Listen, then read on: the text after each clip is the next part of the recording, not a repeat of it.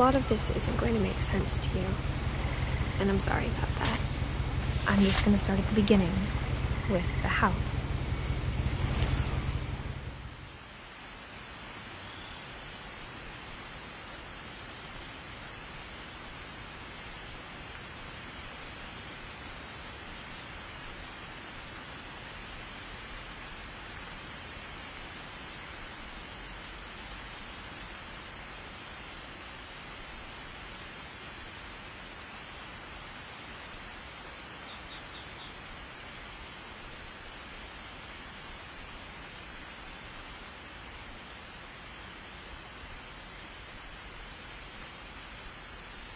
Someone had put up a chain-link fence, but it looked like I wasn't the first person to hop it.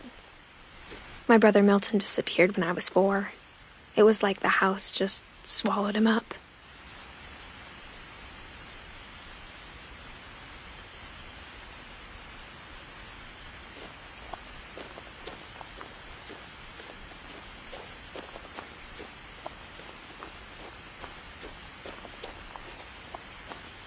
I lived here until I was 11, but I wasn't allowed inside half the rooms.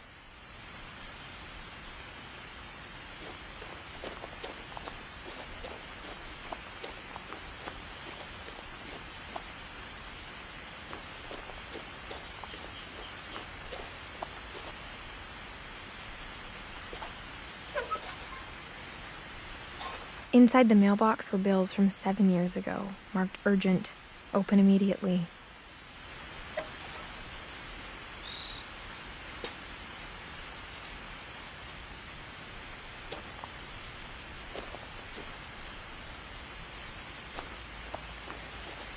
I hadn't been back since my brother Lewis's funeral.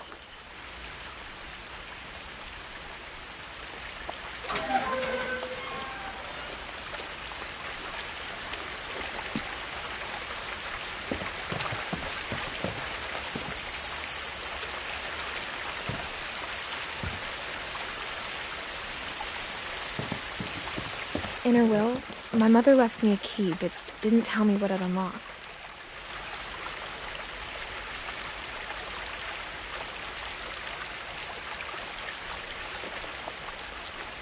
Maybe she thought I'd know, or she thought that the mystery would be enough to bring me back.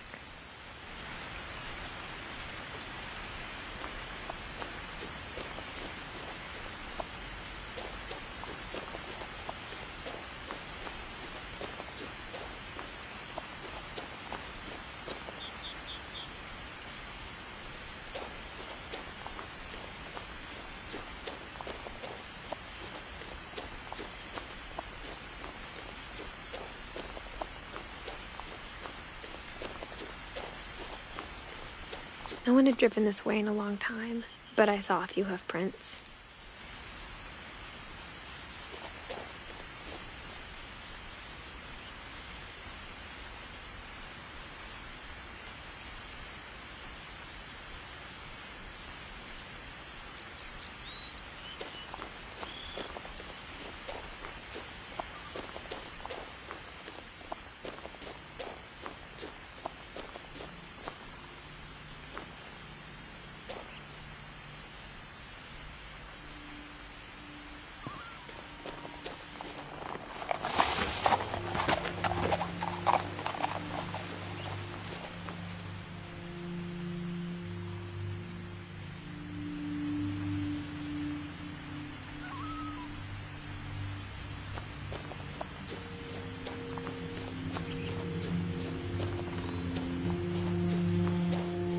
The truth is, even after I inherited the house, I never thought I'd come back to it.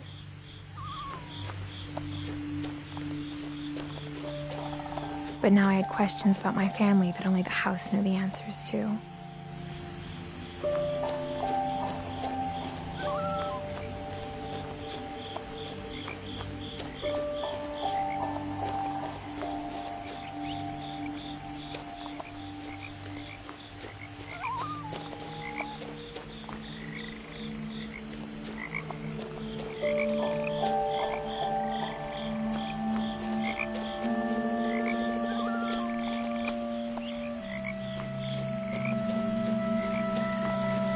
house was exactly like I remembered it, the way I'd been dreaming about it.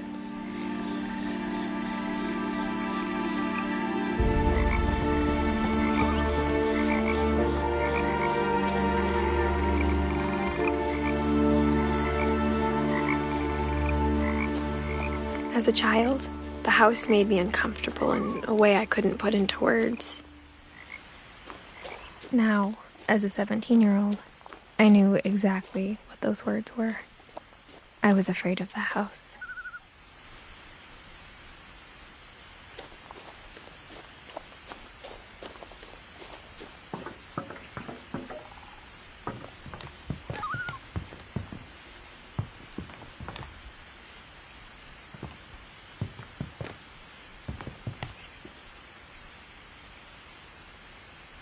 I hoped the key might unlock the front door. It didn't. Looking in, I felt like the house itself had been waiting for me.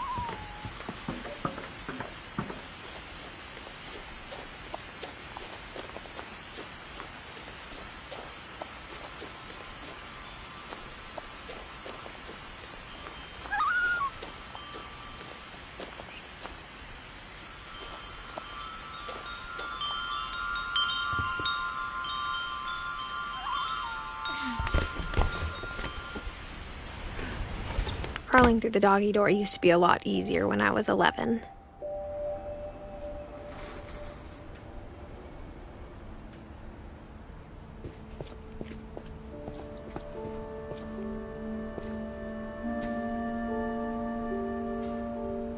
The power had been turned off the night we left.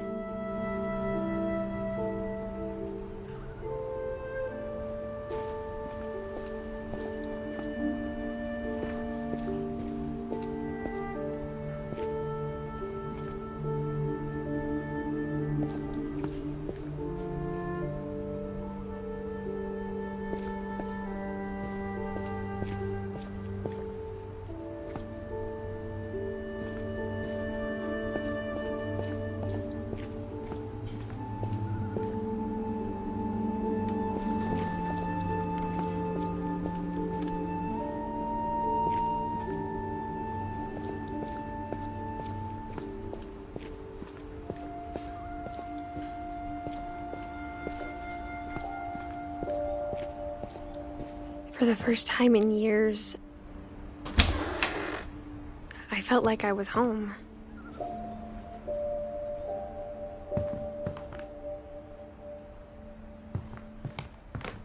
But instead of a family, there were just memories of one.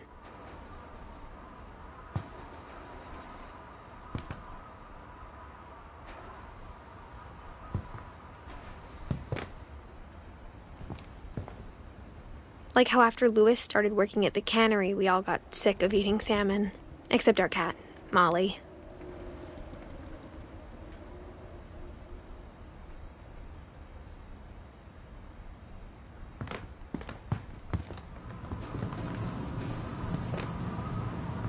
or how only one restaurant would deliver to our house, so we had Chinese a lot.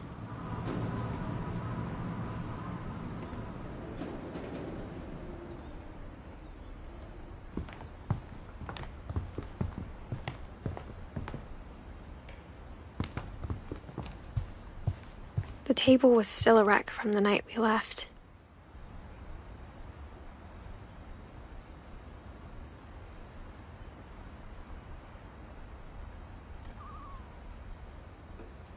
It was like a bomb had gone off, killing everyone but sparing the furniture.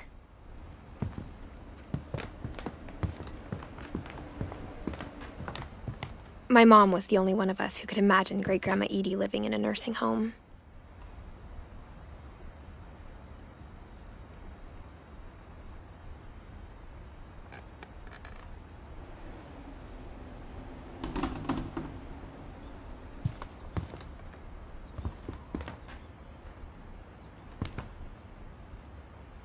Nothing in the house looked abnormal. There was just too much of it, like a smile with too many teeth.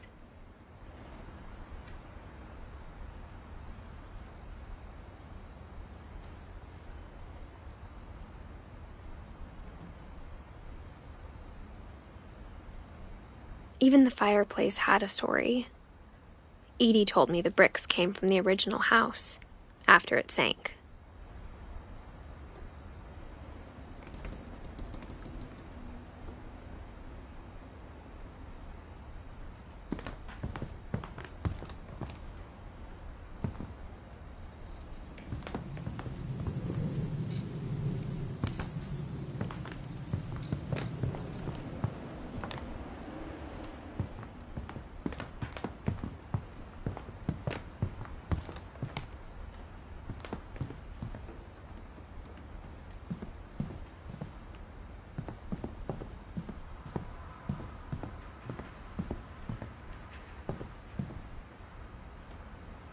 My mom wasn't much of an optimist, but she never stopped believing that my brother Milton was alive.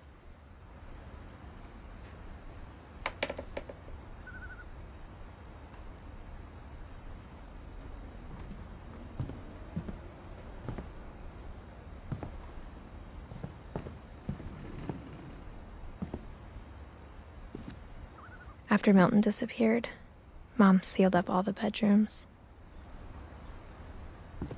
Then Edie retaliated and drilled peepholes.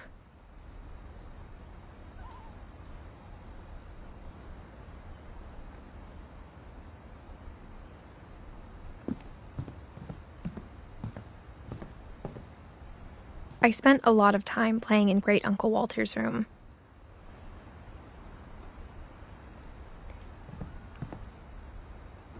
I think my mom sometimes regretted not sealing it up.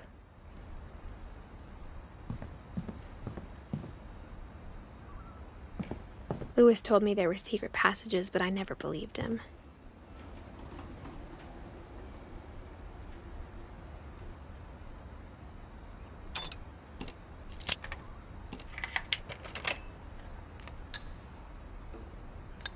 Turns out, my mom was really good at keeping secrets. Now it was time to find out what my mom had been afraid of.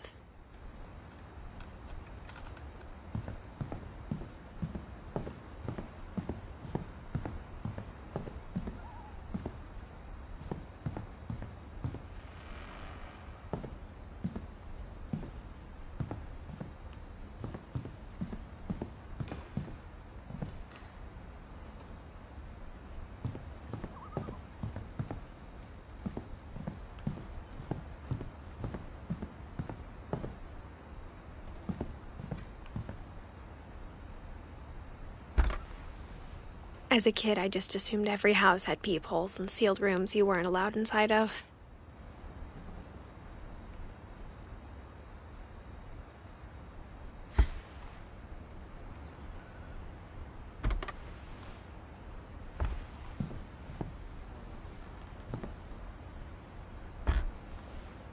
My Grandpa Sam spent 7 years sharing a room with his dead brother, Calvin.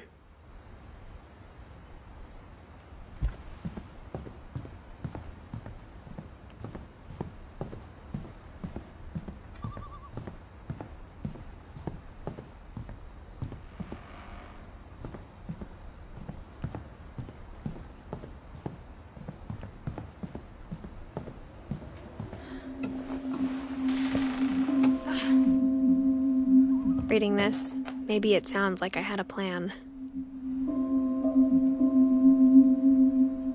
From the paintings on the wall, it was clear my brother Milton had been here before me.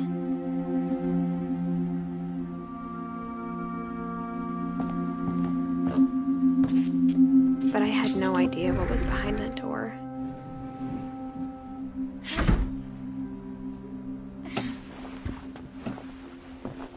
Just like I had no idea where all this was gonna lead. I grew up looking at Molly's room through the peephole.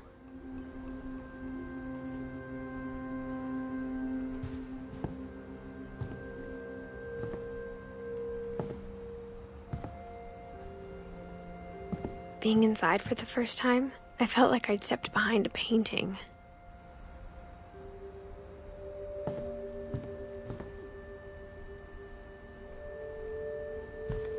I got the sense Edie had spent a lot of time here, before my mom sealed the doors.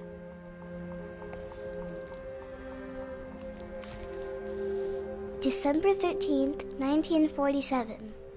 Dear Diary, I'll be gone soon, but I wanted to tell somebody about what's gonna happen. It started when Mom sent me to bed without dinner. I woke up and I was starving, so I looked around for something to eat.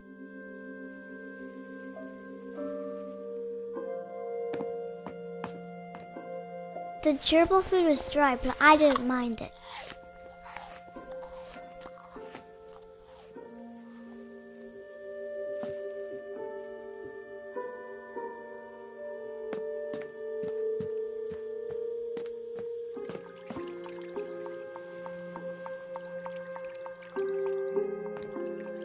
I thought about eating Christopher, but I held back.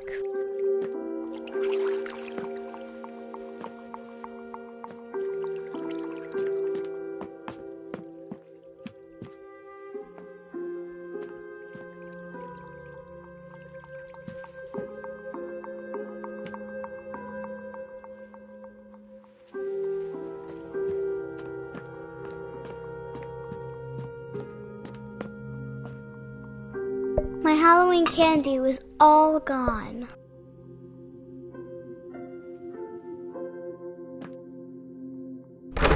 Mom, can I come out now? Sweetheart, it's late. Go to sleep.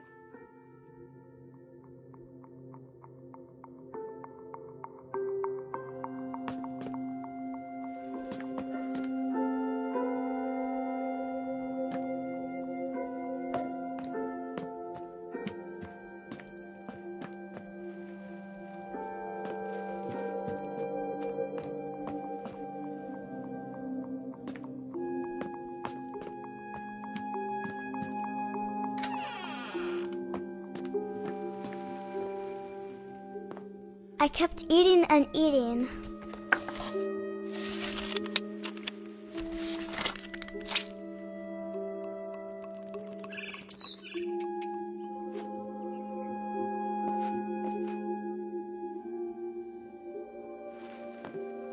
I ate a lot of things that night.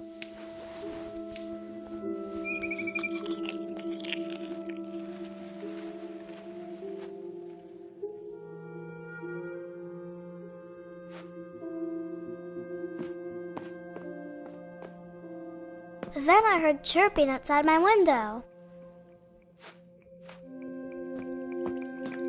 It was a barn swallow going back to her nest. I reached out for her.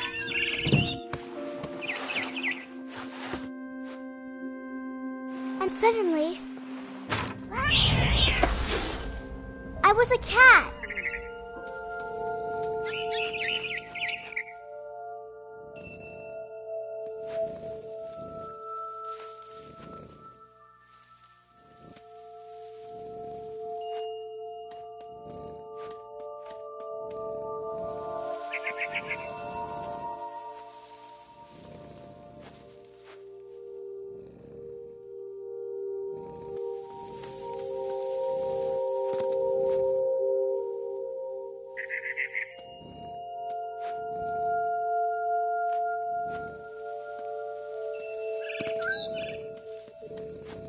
I tried to be quiet, but the bird was really scared.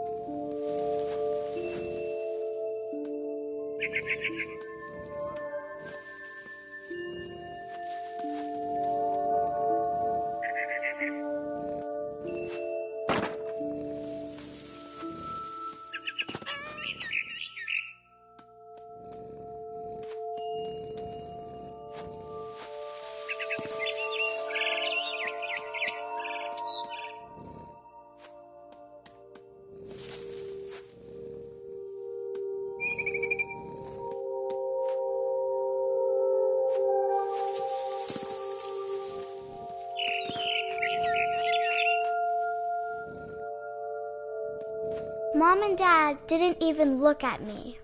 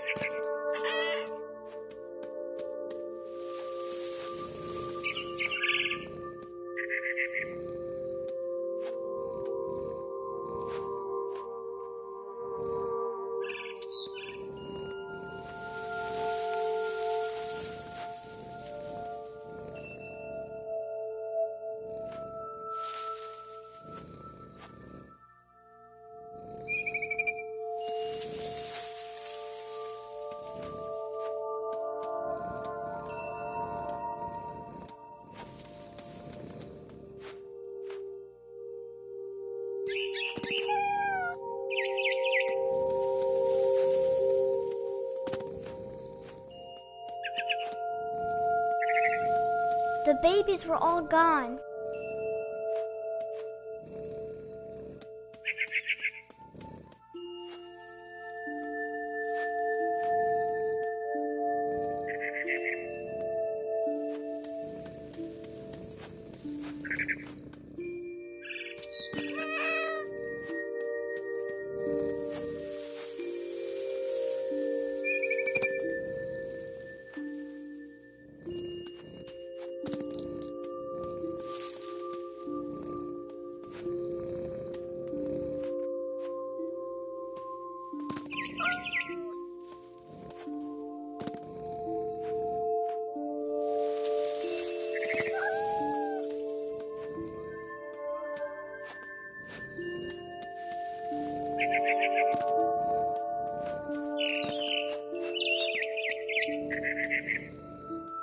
I jumped and I almost got her.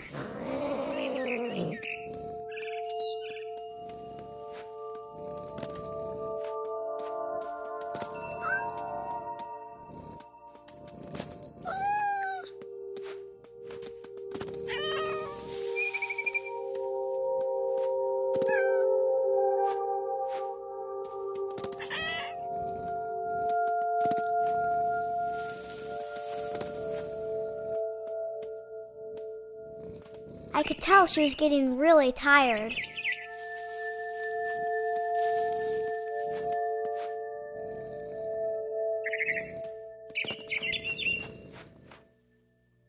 Now I was up in the big tree. I promised Dad I wouldn't climb it anymore. All I cared about was eating that mama bird.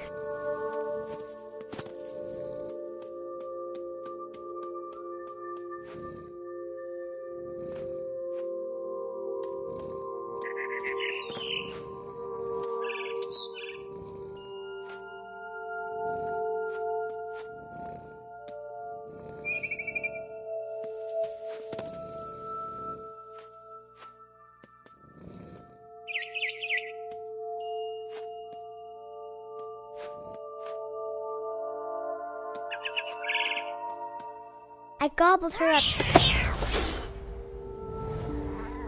And suddenly, I was an owl. First, all I heard was the wind. Then I heard little teeth nibbling in the grass.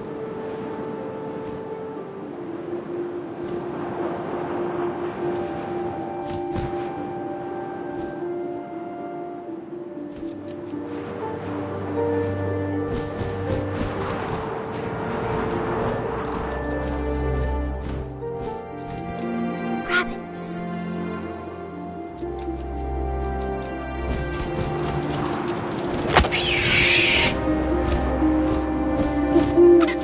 I imagined his face looking up and seeing mine through my talons.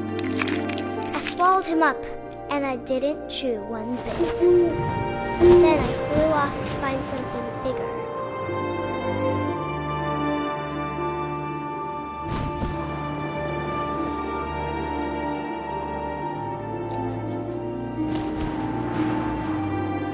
A mama rabbit.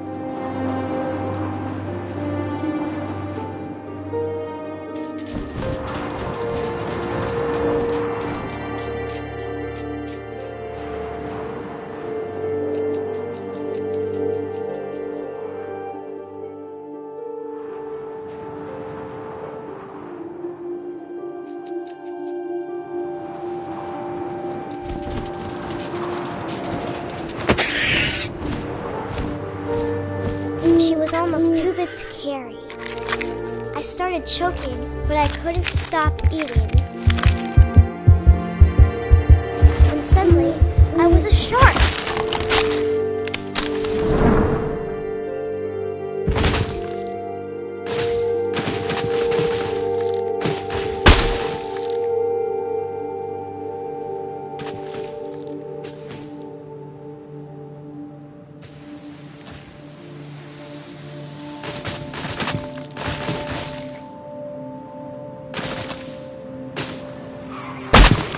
I rolled off a cliff and into the ocean. Now, I was hungrier than ever.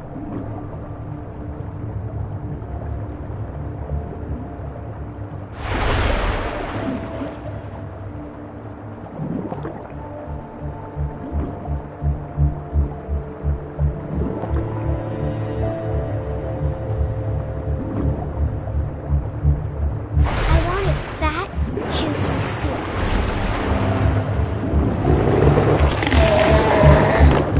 I tore off her flipper, and it tasted really good.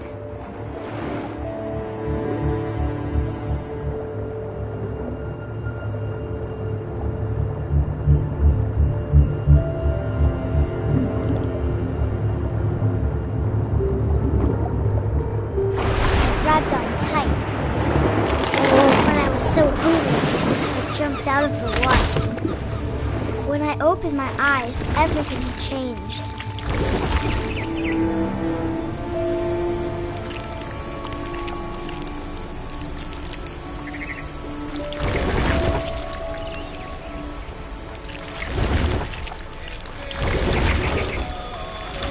Now I was a monster, and I smelled people everywhere.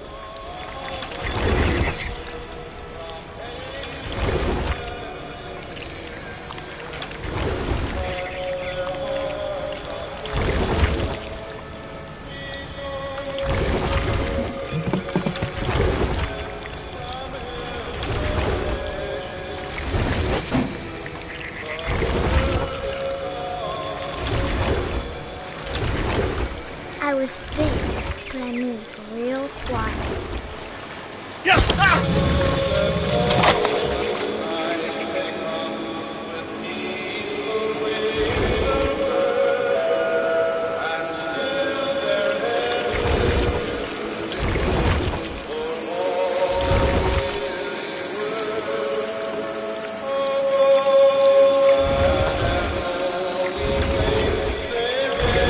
I wanted to stop, but also I didn't.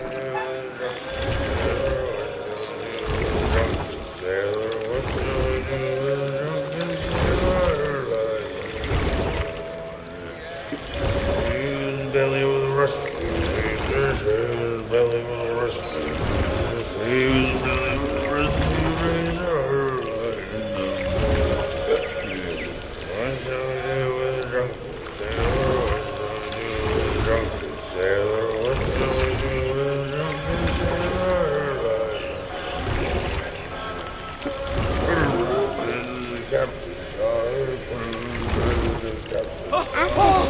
passenger, I was still hungry. And across the water, I smelled something new. Something I had to have, so I swam towards it.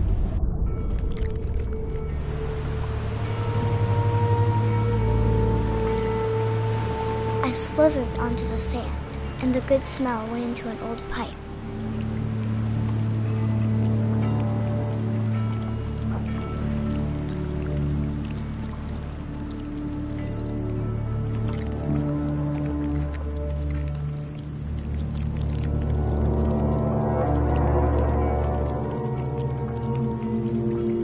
I got closer and closer.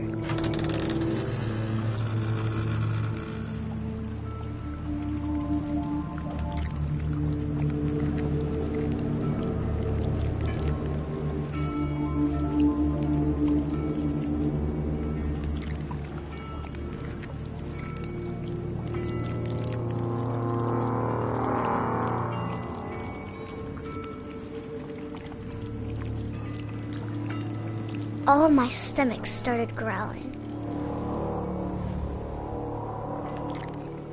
And suddenly, I was me again. I held my breath for a long time, but I couldn't hear anything. I think it's waiting for me to fall asleep. But it's not going to wait much longer. It needs to feed, and we both know I will be delicious.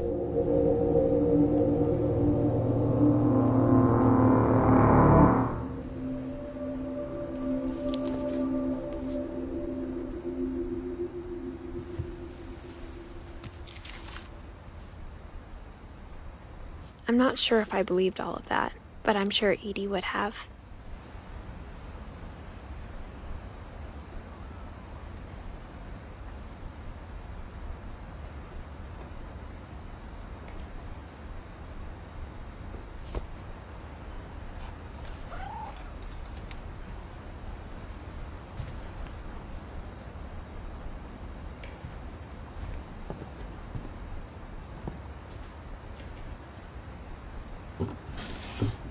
Molly's gerbil had a tiny bedroom with its own even tinier gerbil cage.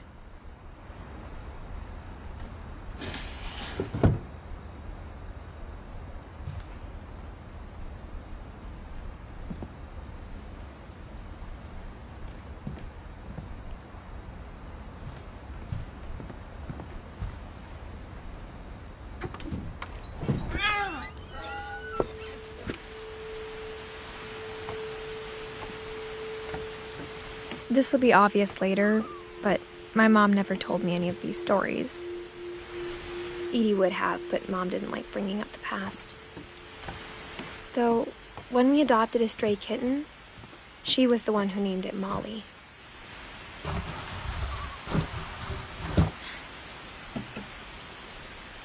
I spent a lot of time in Great-Grandma Edie's room.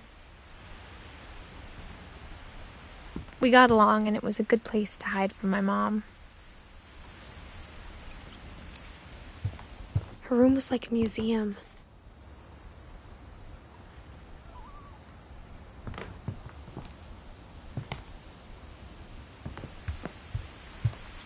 When Edie told people Sven was killed by a dragon, she could also have said he was building a dragon-shaped slide that collapsed. She could have, but she didn't.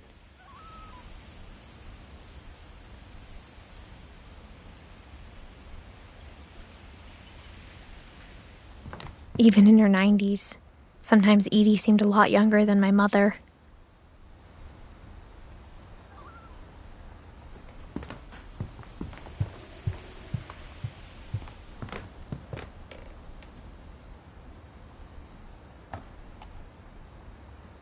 For 500 years, the Finches have been famous throughout Norway for their fortune and misfortune.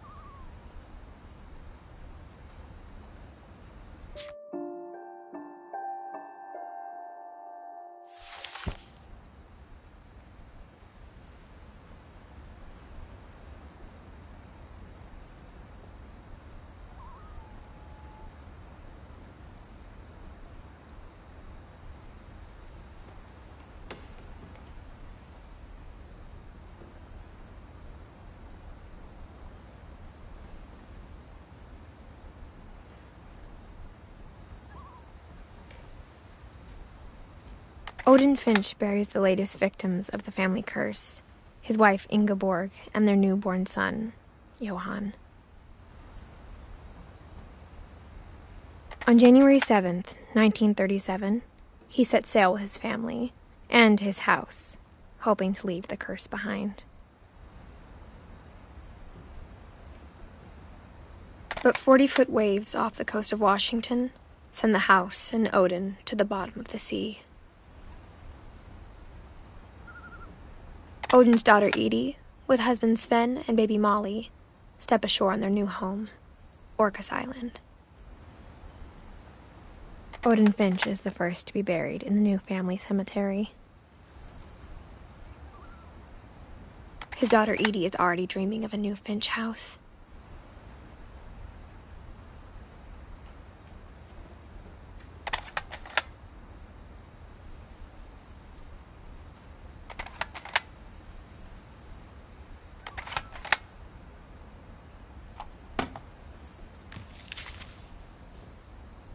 Whatever's wrong with this family, it goes back a long ways.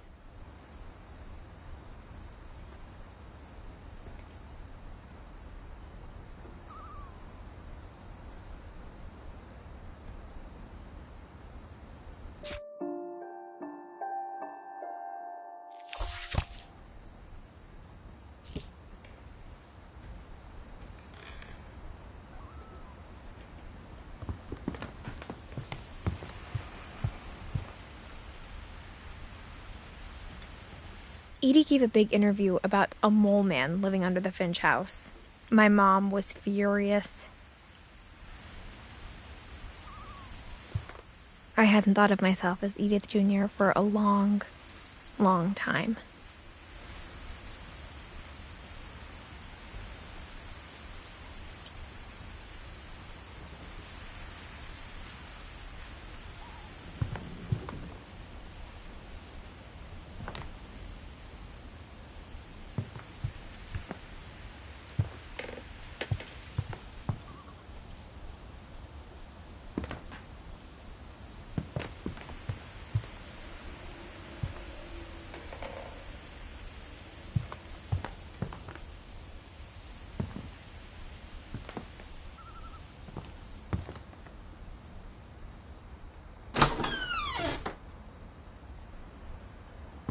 The only trace Grandpa Sam's first wife, Kay, left on the house was the pink bathroom. It was a pretty big trace.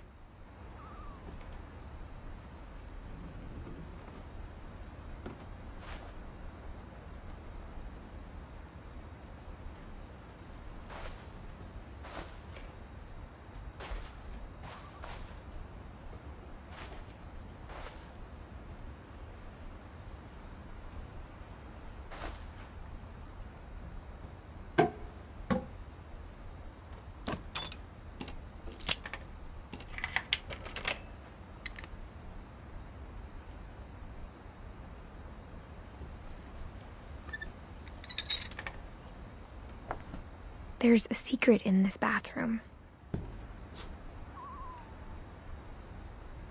It's in the last place you would look.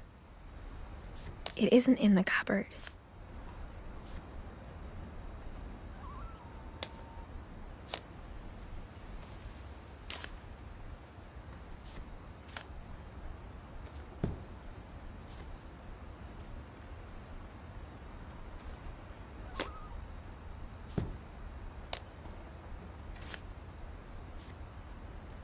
It's hidden in this book.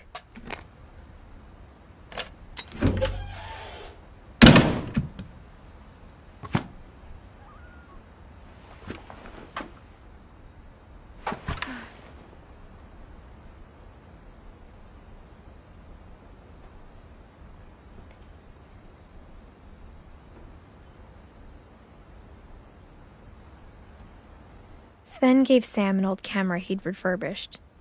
He never put it down.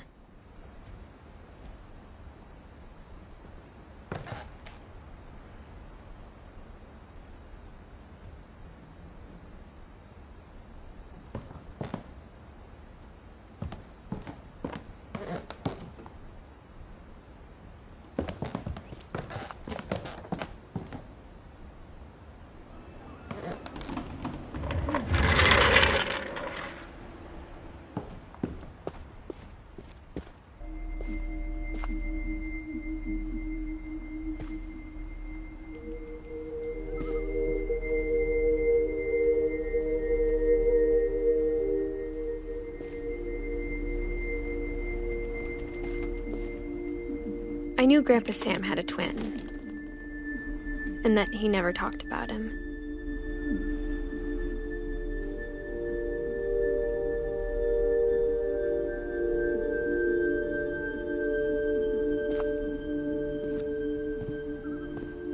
I guess my grandpa didn't like history any more than my mom did.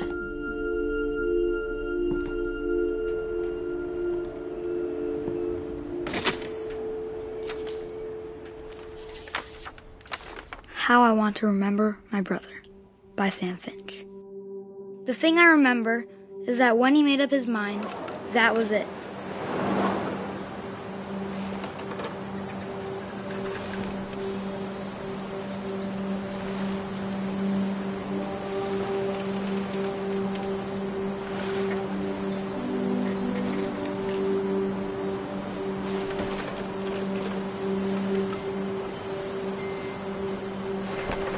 My brother said he'd die before he ate another mushroom, and he did. At Barbara's funeral, he swore he'd never be afraid again, and he wasn't. I think Calvin always wanted to fly. Sam! Calvin! Dinner's ready! Coming! But that day, he finally made up his mind to do it. I told him going around was impossible. Maybe if I hadn't said that. Calvin! I'm not gonna tell you again! Maybe if the wind hadn't picked up. Then maybe he'd still be here. But I doubt it. I think he'd already made up his mind. That's what I want to remember about my brother.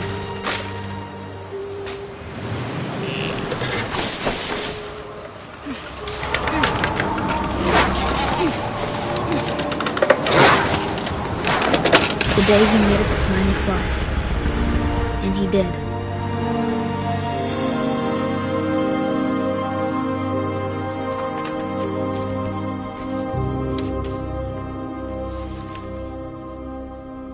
Calvin's story felt strangely familiar. When I was younger, I remember trying to do the exact same thing.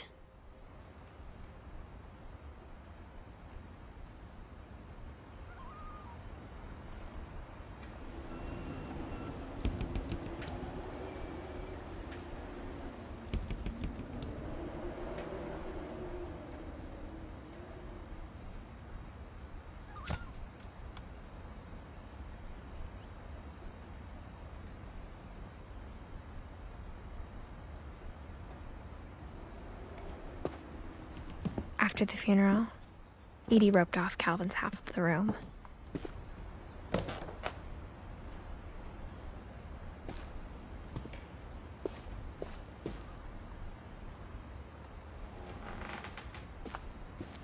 Mom said Grandpa Sam enlisted at 18 and never set foot in the room again.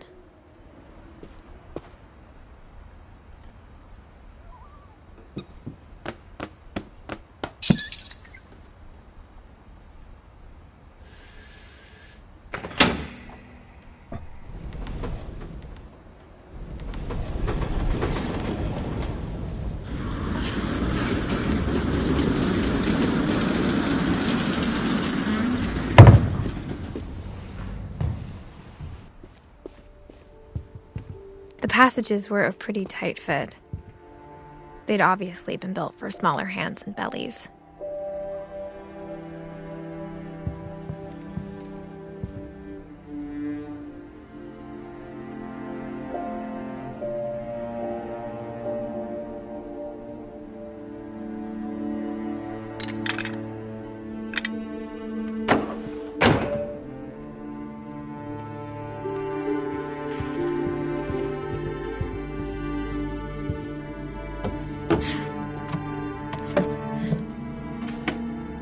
Growing up, I always thought of Barbara as a child star.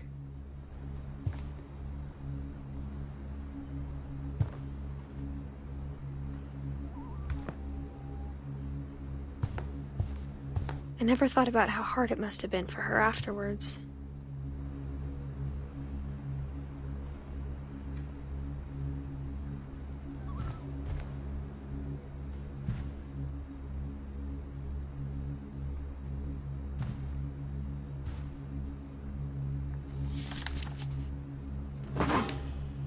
Of all the stories people wrote about Barbara's death, I'm surprised Edie saved this one.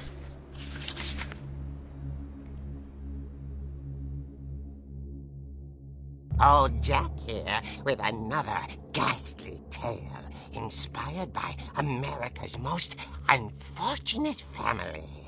I'm calling it The Surprise Ending of Barbara Finch. As a child star, Barbara was famous for her scream. Now at 16, she was all washed up, a has-been. But in a lucky break, she'd been asked to perform her signature scream at a local convention for monster movie fans. It was just the boost her career needed. Unfortunately, her scream hadn't aged well. Getting better. I think you just need the right motivation.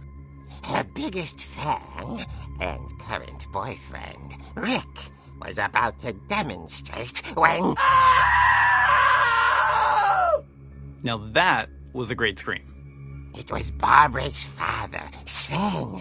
He'd slipped into a table saw and had to be rushed to the emergency room.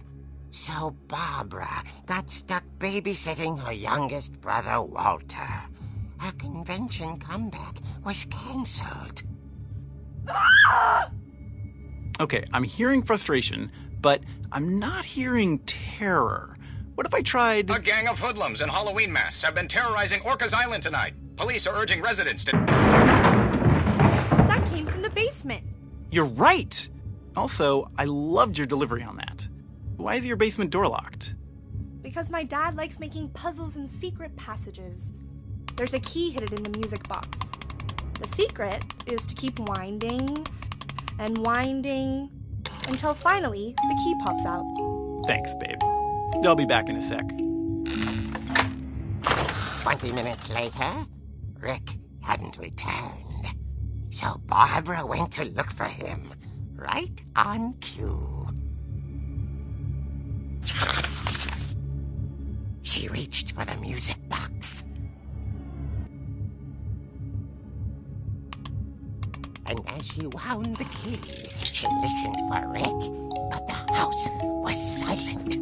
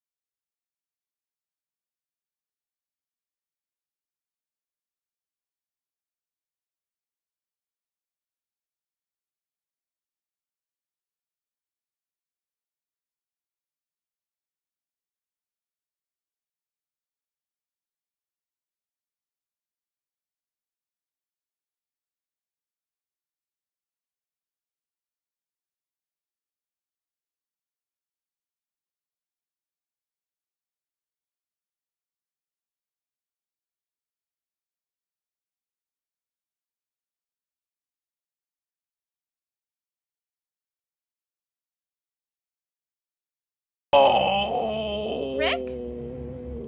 Barb, relax. I was just trying to scare you to help you find your scream. Well, I'm not scared, Rick. I'm furious. Then act furious. All I'm getting from you now is that you're hurt and confused and She threw him out, but she kept a little something to remember him by. Barb, have you seen my other crutch? And she was still holding it when she fell asleep watching the late picture show. Hours later... Barbara! Walter, what's going on up there? Ah! Okay, I'm coming up, but if this is a trick, you're dead, Walter.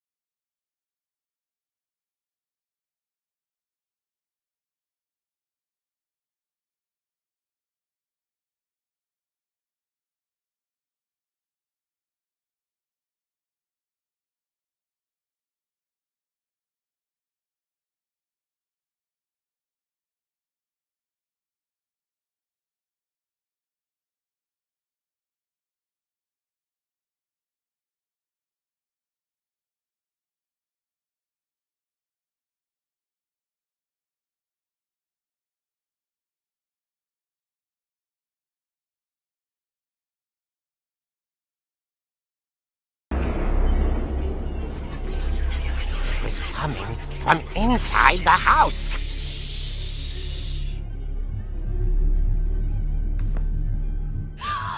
Oh dear. Surprise! Bravo, Bob! You were wonderful! The monsters had come to surprise her. For Barbara, it was a dream come true. Then she saw what kind of monsters they were, and she realized what was about to happen. She was going to be famous. And with her final breath, Barbara Finch gave the performance of her life.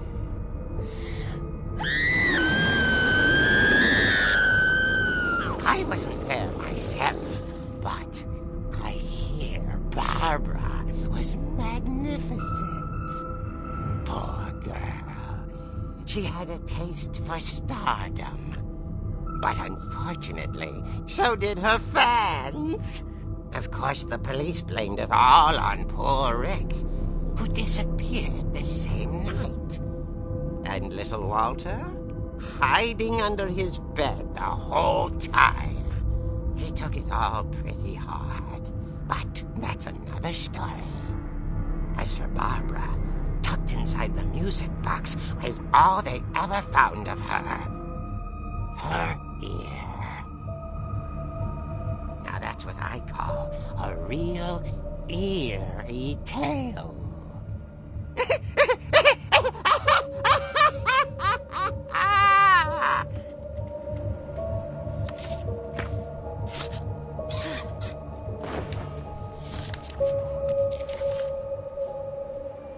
Edie told me all Barbara wanted was to be remembered, as absurd as that comic was. Maybe what Edie saw was a happy ending.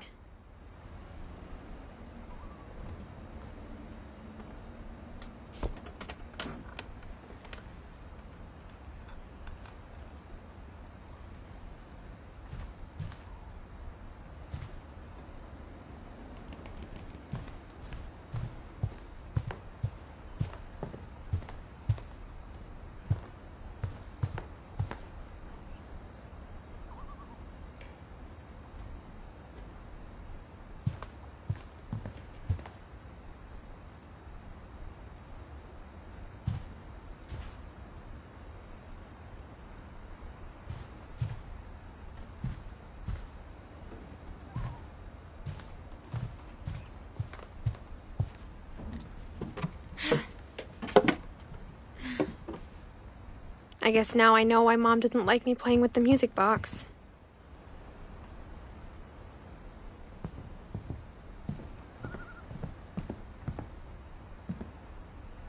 Edie's father, Odin, built the original house.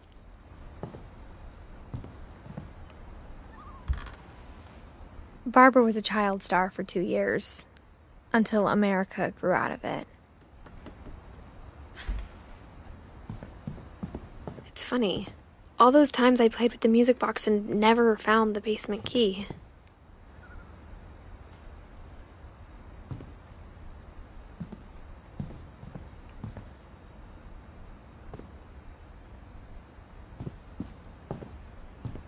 Whenever people ask me about my family, the first thing they always want to know about is Barbara.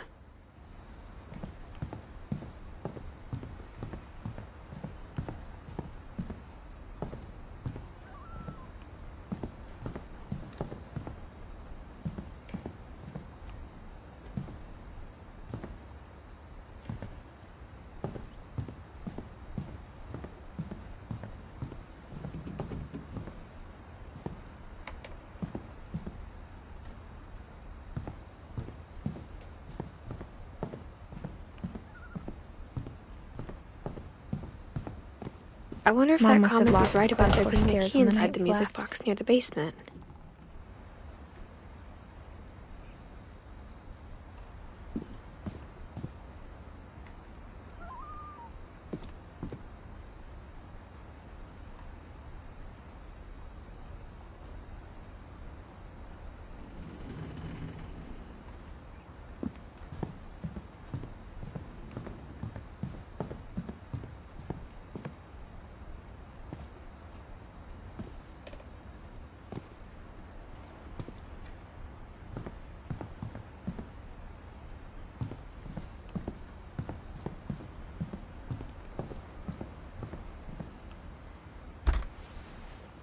Edie told me once that every Finch who ever lived is buried somewhere in the library.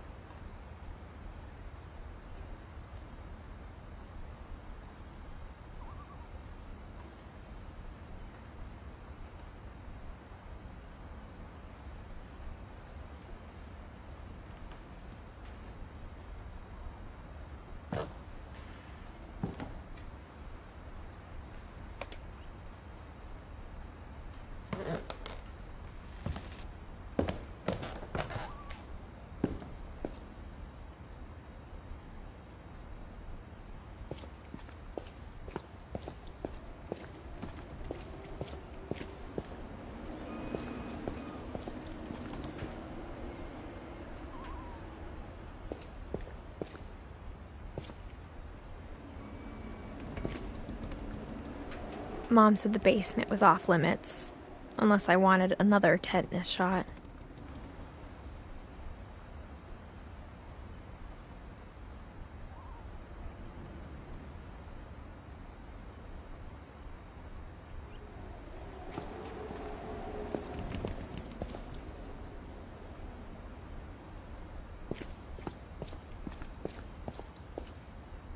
I saw Edie sneak down to the basement once, carrying packages.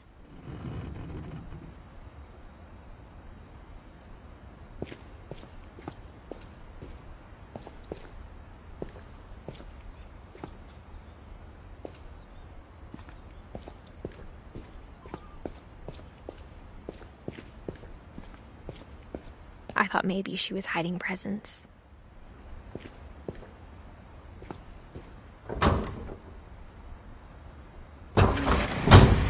It turned out she was hiding a lot more than that.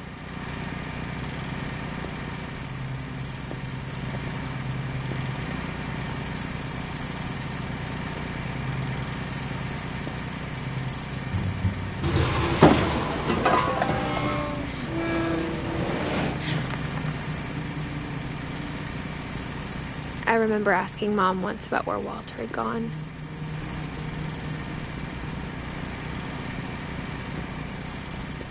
She said after Barbara died, he got as far away as he could.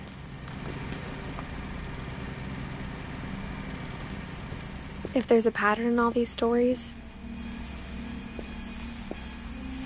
I think it's that none of us has gotten very far.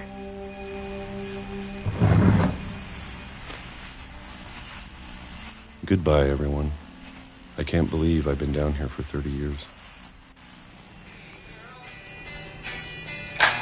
On that first day, after the shaking started,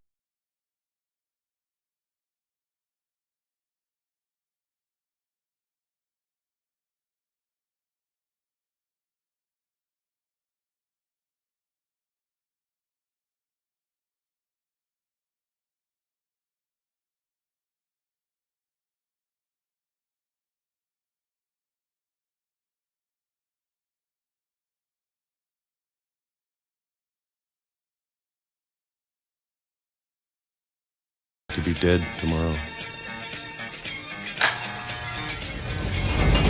But if you wait long enough, you get used to anything.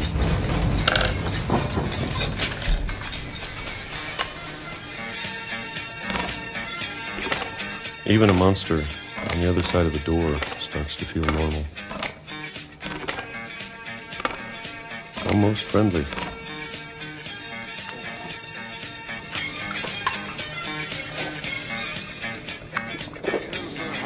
And then one day, everything just stopped. Whatever that thing was, it was gone. Maybe it got tired of waiting. Or maybe I just got tired of being afraid.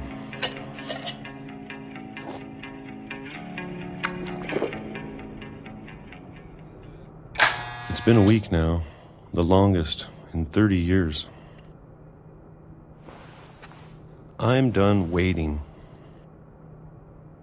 I have to leave while I still can.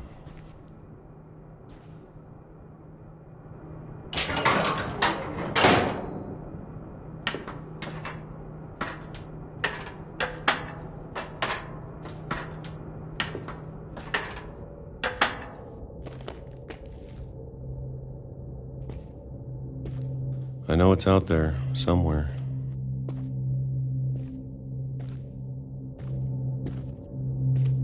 Whatever killed Barbara and Molly and Calvin. Maybe this is all a mistake. But I need to stop living the same day. Even if it kills me.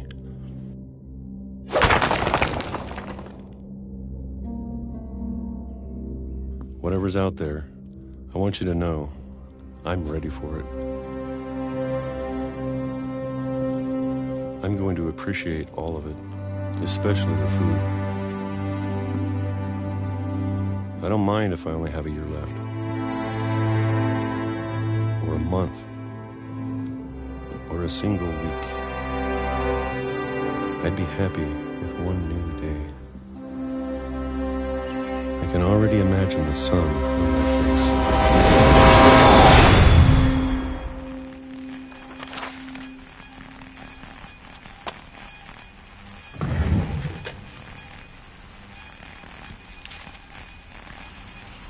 Walter died when I was 6. I can't believe my mom never told me he was down here.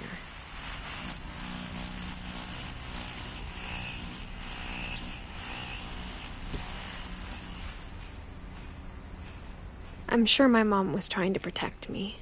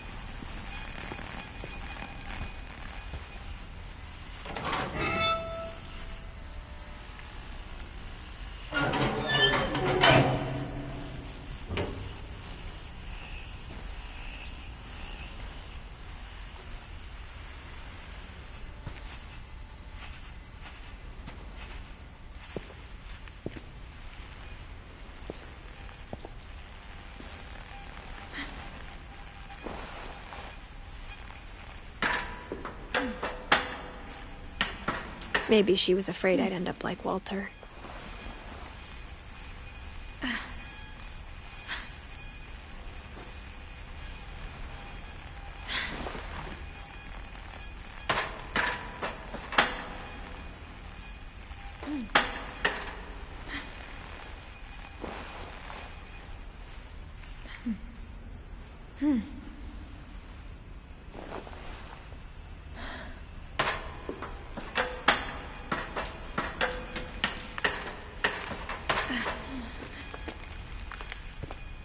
But if she never told me about an uncle under the house,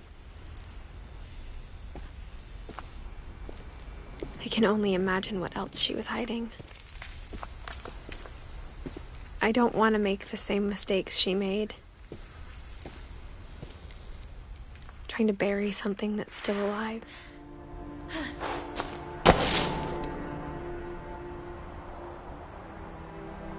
Now that there's only one of us left, or maybe two, I thought it was time I heard the stories for myself. And found out what happened to everyone else. But now I'm worried the stories themselves might be the problem. Maybe we believed so much in a family curse, we made it real.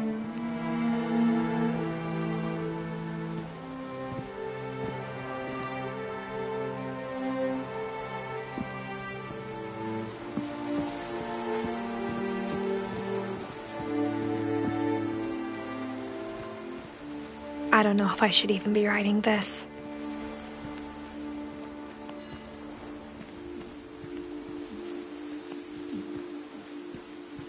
Maybe it'd be better if all this just died with me.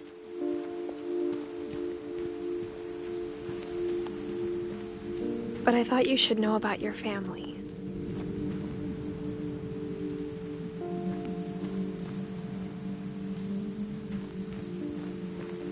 And the history you're a part of.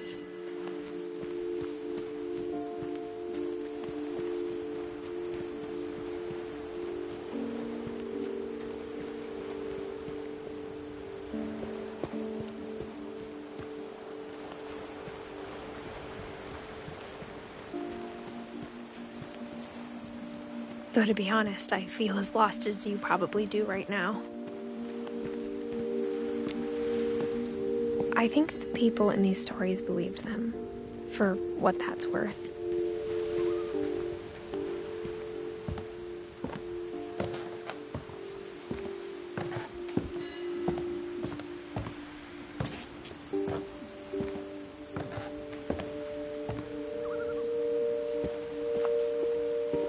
And when you look at the house, that history of imagination and stubbornness and madness, any of it seems possible.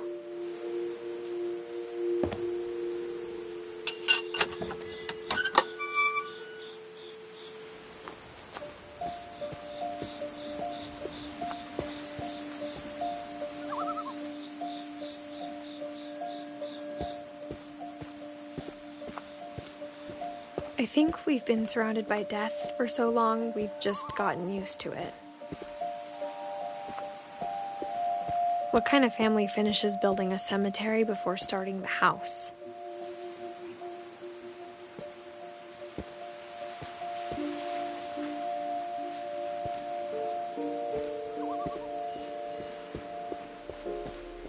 It's embarrassing for me to admit this, but the pet cemetery made me more uncomfortable than the human one. 3 of the gerbils are mine, and 2 had been my fault.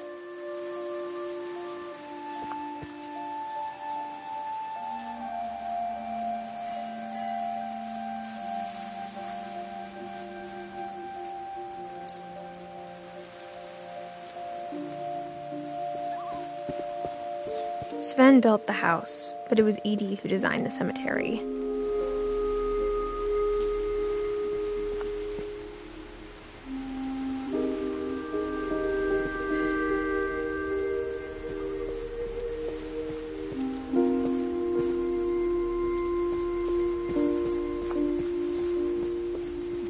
I'm sure Odin's monument had been Edie's idea.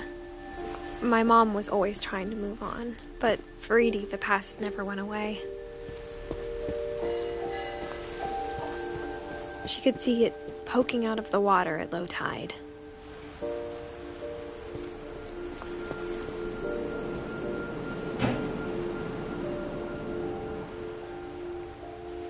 Edie said she dreamed about the old house every night.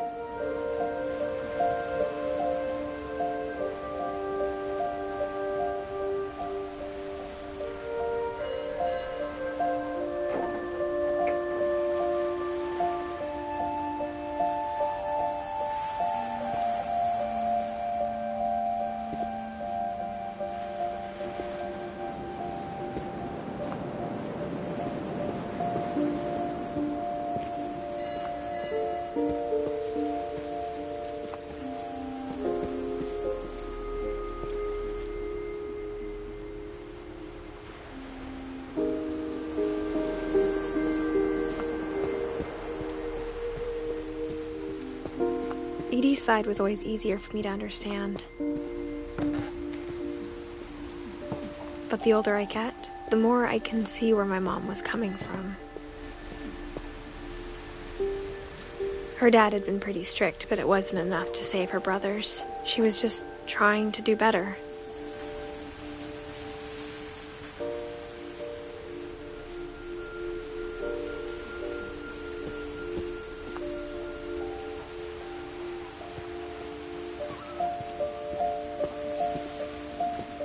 She lost 2 of her brothers, just like I did.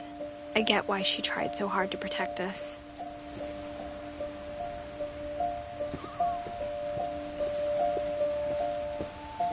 There's so many things I wish I could ask my mom now. Part of me thinks this is what she wanted all along. For me to come back someday and find everything out for myself.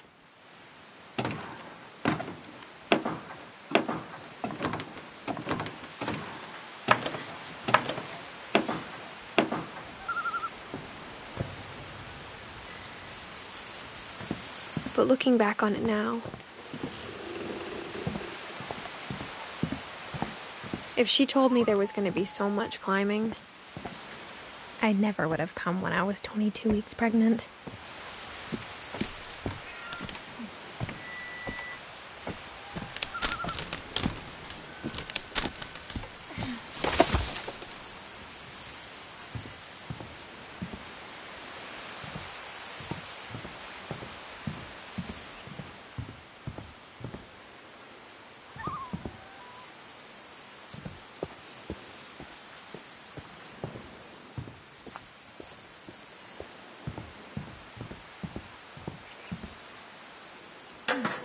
I never met Grandpa Sam, but I think he and my mom had a lot in common.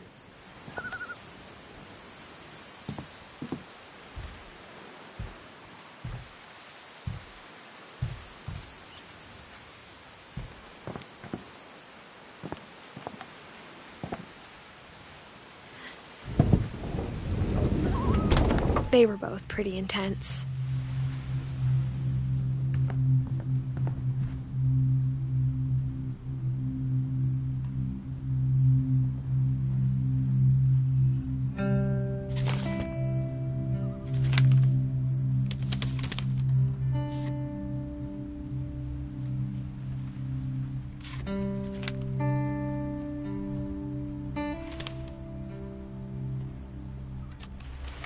Dawn, I promise, you'll never forget this weekend. Yes, sir. These memories are gonna last a lifetime. Mm-hmm. What? Am I gonna have to shoot anything? It's a hunting trip, Dawn. Perfect. It's gonna rain the whole weekend, isn't it? Please just take the damn picture. Hey, language.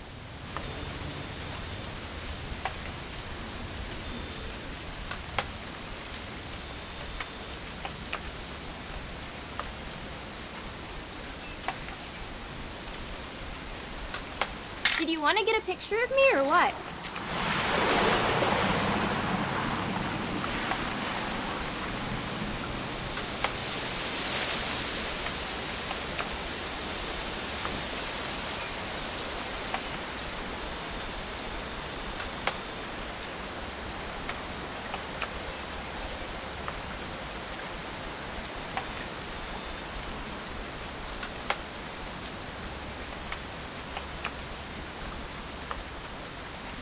I will never forget this weekend, Dad. That's the spirit. Smile, Dawn. Okay, got it. I'm gonna take some pictures, okay? Just be careful. That camera's older than you are. Aw.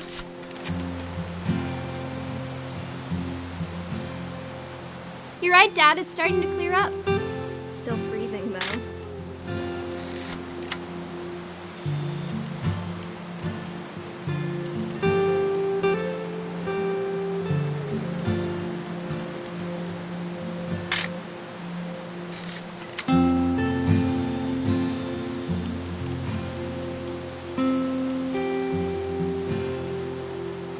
definitely should not have drunk all that coffee. Hold still while I take a picture of you. I definitely won't be moving. Hey! That's a keeper. Nothing quite like being outside. I'm just saying, I'm not always gonna be here, Dawn. You'll need to remember this stuff, if you want to survive. I'll be fine, Dad. You know who else thought he was gonna be fine? Some guy who died. Dawn, I'm being serious. I know, Dad. You're always serious. Doesn't being out here make you want to chill out? Well, to tell you the truth, I haven't been out here in 20 years.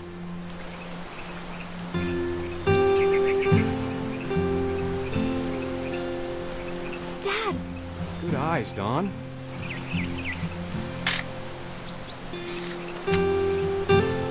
Before you take the shot, let me get a picture of you.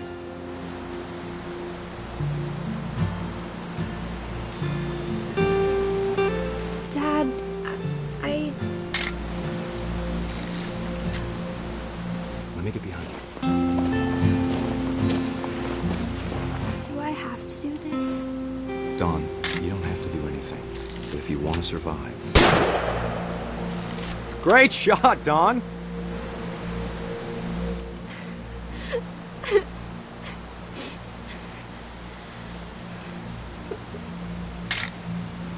Always remember that, okay?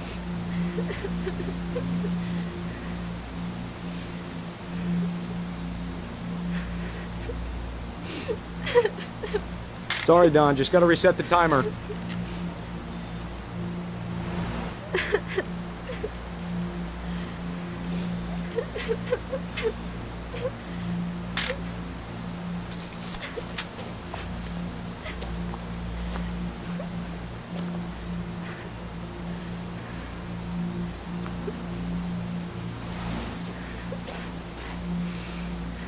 Hang on, kiddo. Just trying to get a shot of the two of us together.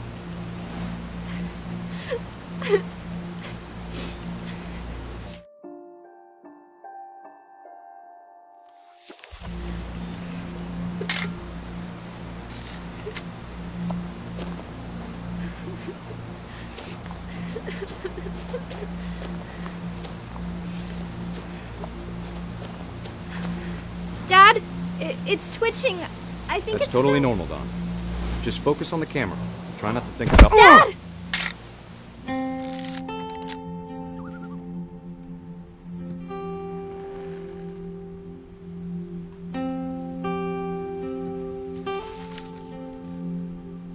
Of all these stories, that's the one I wish most that my mom had told me.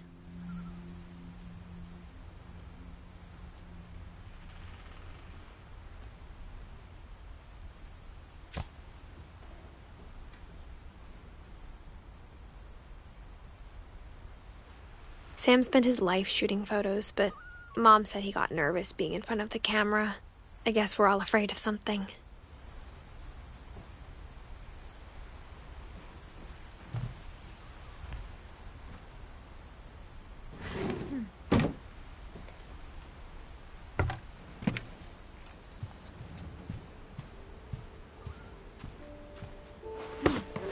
After Sam died, my mom and Edie got really close. They'd both lost a lot.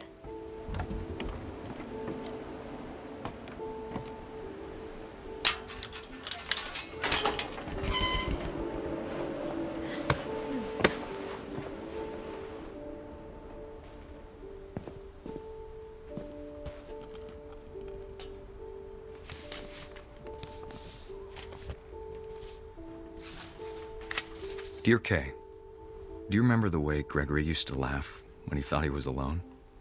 Like something funny was happening, but only he could see it.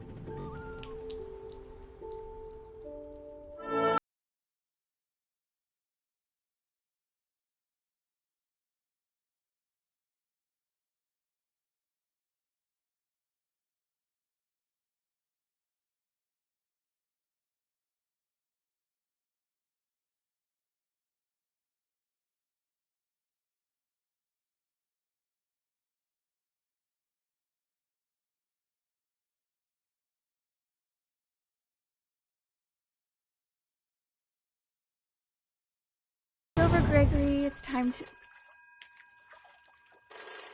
Hold on, sweetie.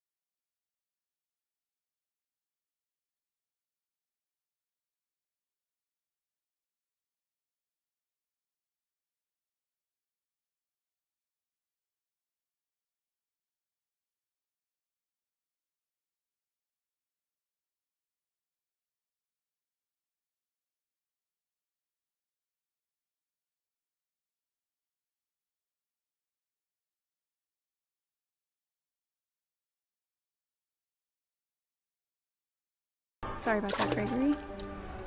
I know you did everything you could. Maybe if I hadn't called that night. Damn it. Hold on, I don't want Gregory to hear this.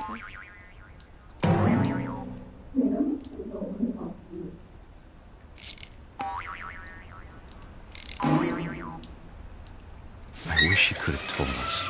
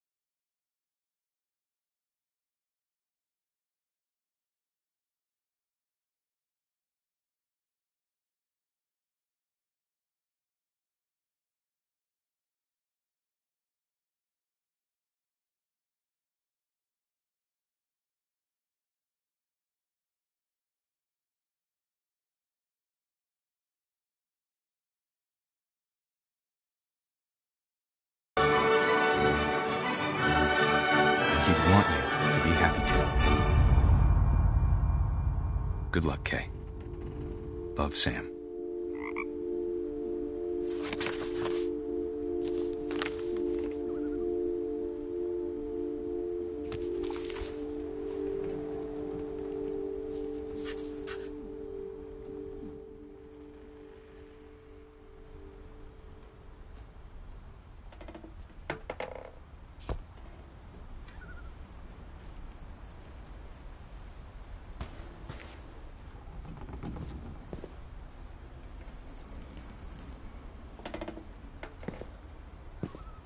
I can't imagine my mom ever writing poetry, and yet...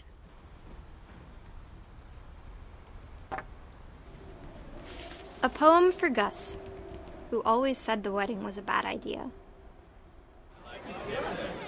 Our father never hit us kids, at least not very hard, before the day my brother said with teenage disregard that he'd be dead before he'd see a wedding in our yard.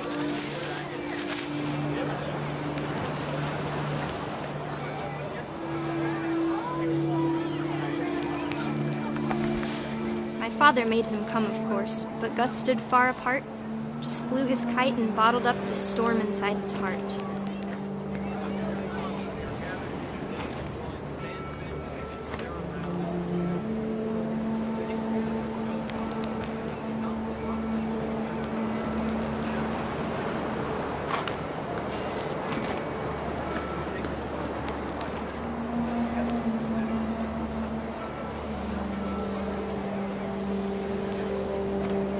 I tried to talk him out of it, but though he'd never met her, "We don't need a stepmom," were the words that I now remembered. pronounce you husband and wife. You may kiss the bride.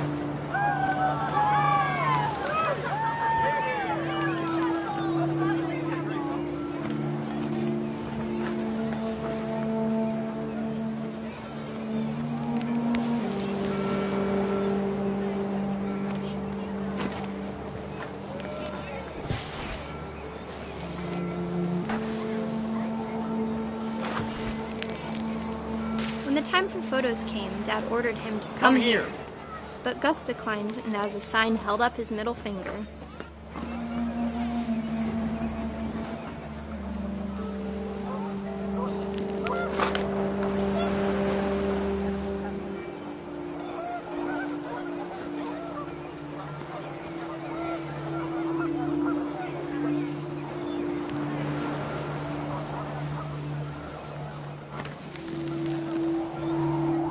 The wind picked up, and panicked geese appeared and quickly went.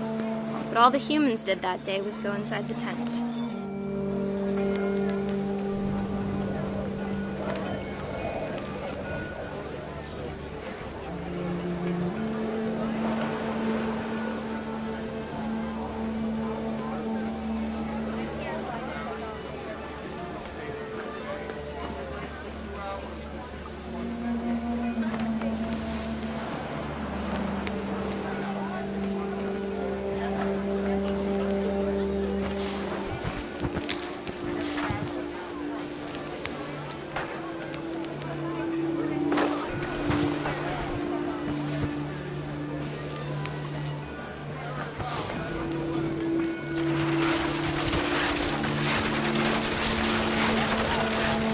Rain came down in buckets then, but no one seemed afraid that nature might destroy the tent our dad had crudely made.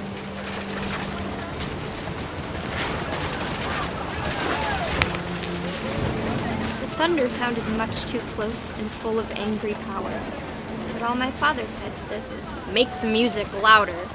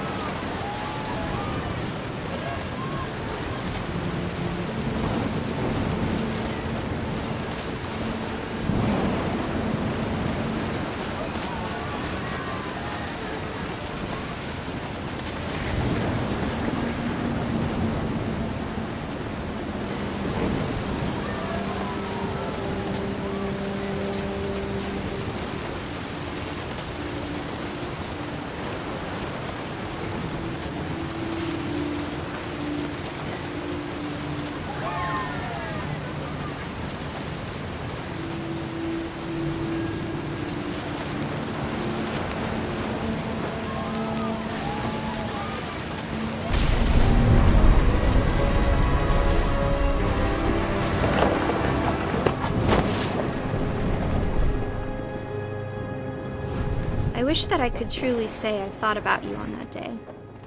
Out there on the beach alone, just you, the wind, the sea, and foam. But I didn't, until we found you.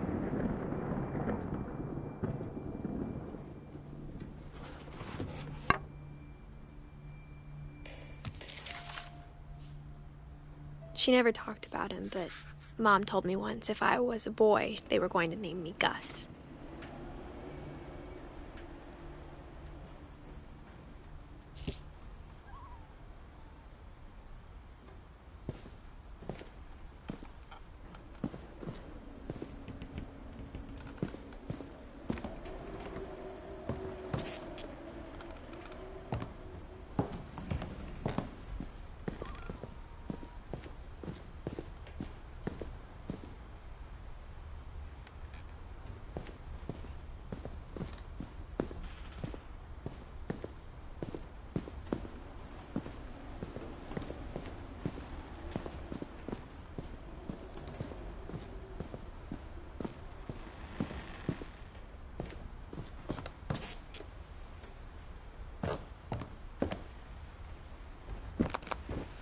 My mom moved up to the loft after her brothers died.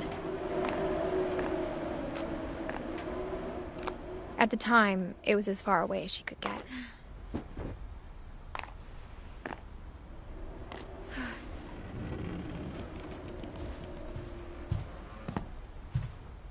She spent a summer building houses in Calcutta, where she met my dad, Sanjay.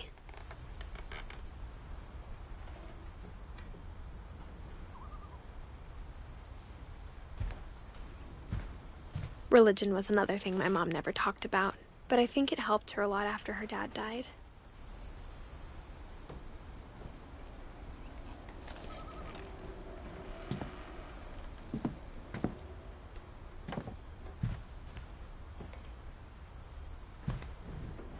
My mom moved to India a week after graduation and got a job teaching English.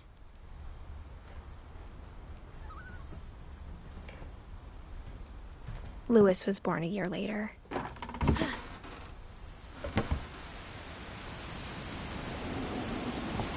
When my dad died, I don't think Mom knew where else to go. I'm sure Edie was happy to have her back.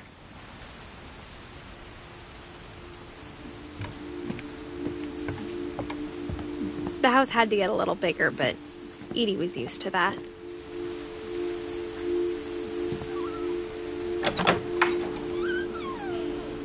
And for a while, things were good. Almost normal. But it didn't last.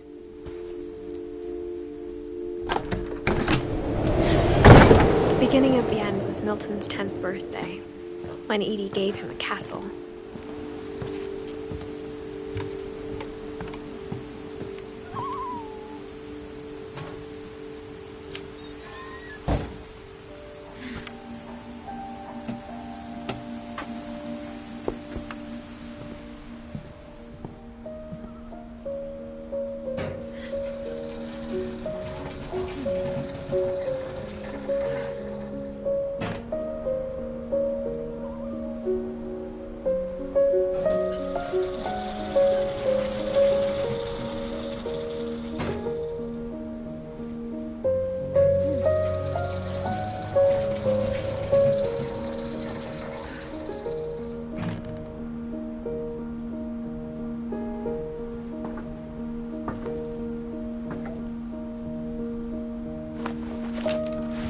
Milton Finch in The Magic Paintbrush.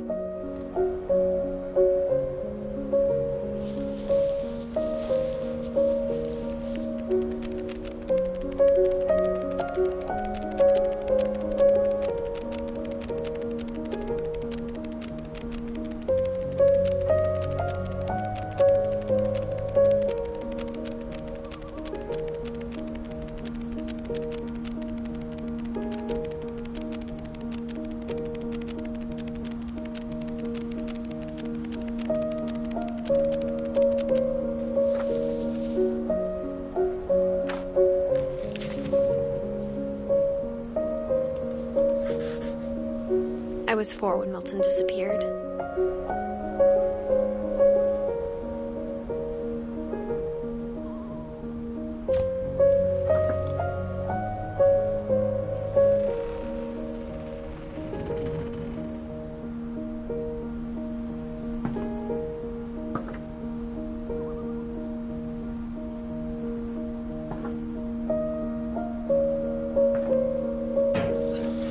Mom spent months searching for my brother. Then she sealed the doors.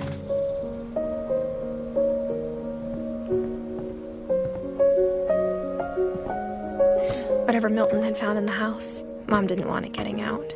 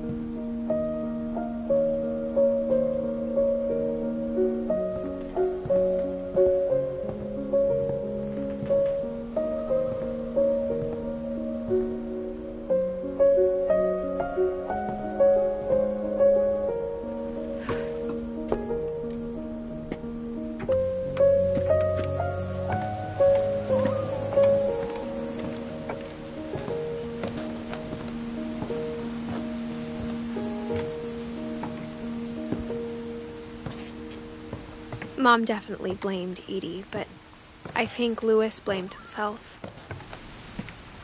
After he graduated, he just spent more and more time in his room, until Mom got him a job at the cannery.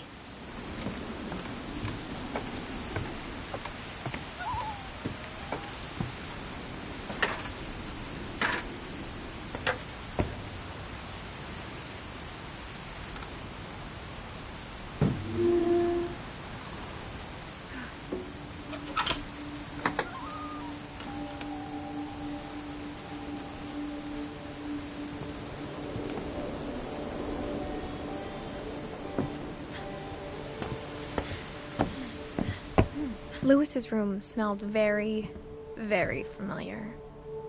That part of him lived on.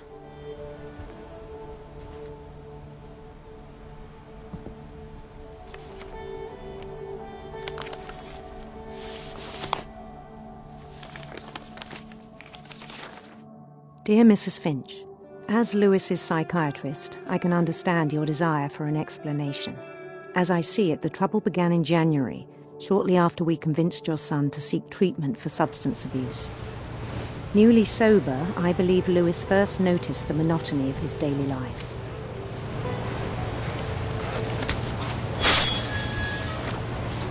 He kept working at the cannery, but he withdrew part of himself.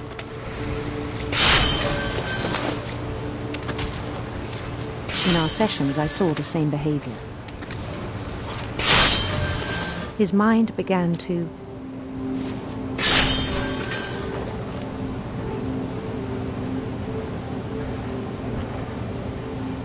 wander.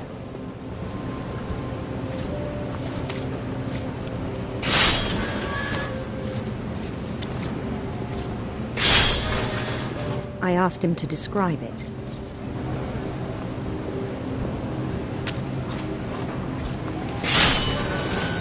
He said he started small, imagining a labyrinth.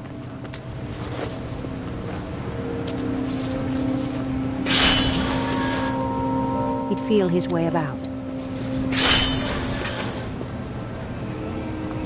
Then something moved. Bats. And toads.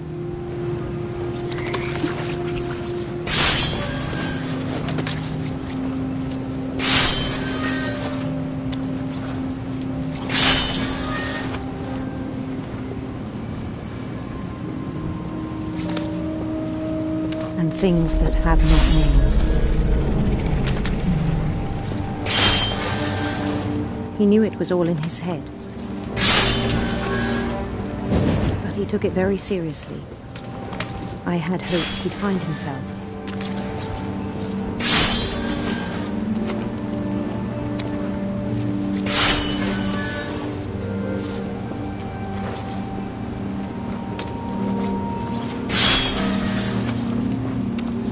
But he found something more.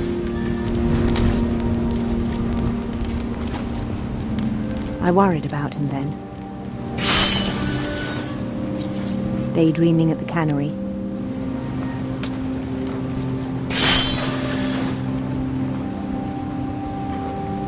I spoke with his boss. But he said Louis had become a model employee. Methodical, tireless, focused.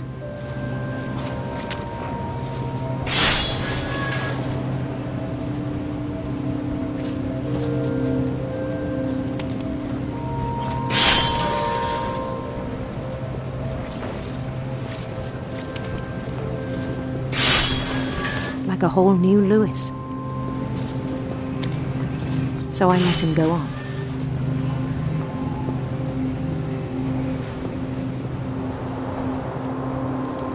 I even encouraged him.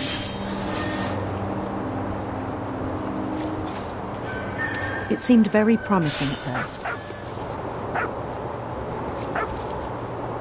He told me he'd made a new friend.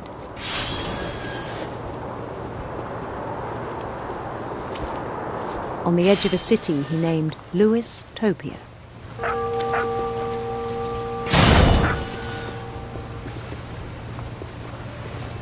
He built the city up slowly, brick by brick.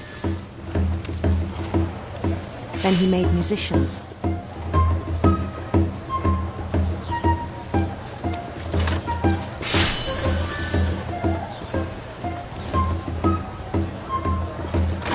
And songs for them to play.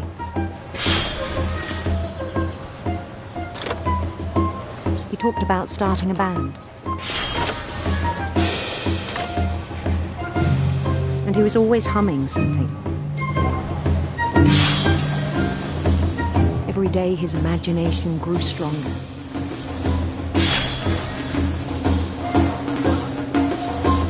He no longer spoke at the cannery, but his chopping was as reliable as ever. Then one day it struck him that all the cheering crowds, even the stones under his feet, were all in his imagination, so he could do whatever he wished.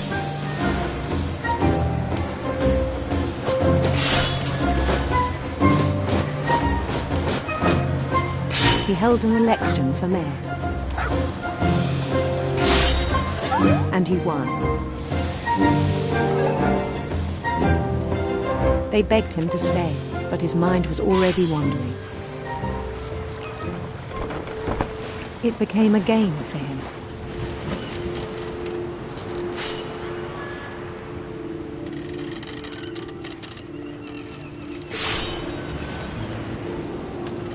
He'd conquer a city, then immediately push on.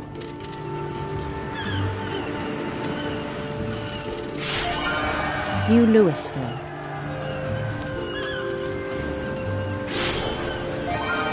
St. Louis.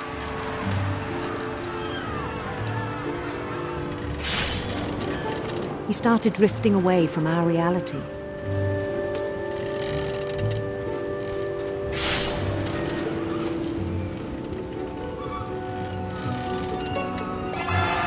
Minneapolis. Until one day he forgot to go home from the cannery. Even as his mother pleaded with him, part of Louis kept sailing on.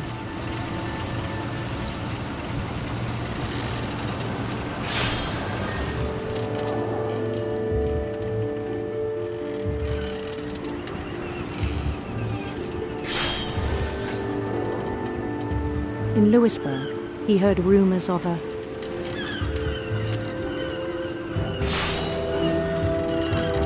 handsome queen.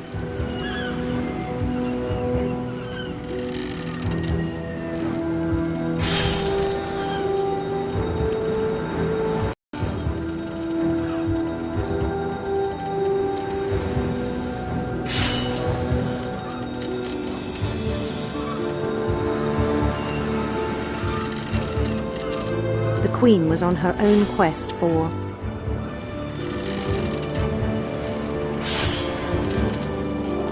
radiant rainbows.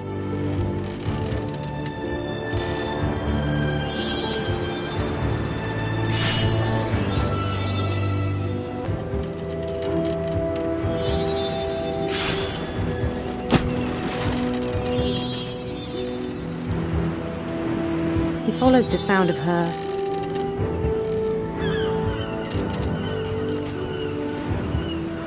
silver harp.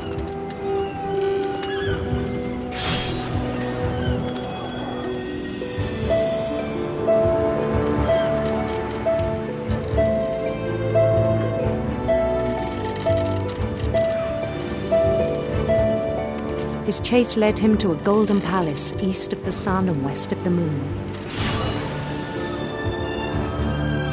Even then, his logic remained sound. He knew the world was all in his imagination.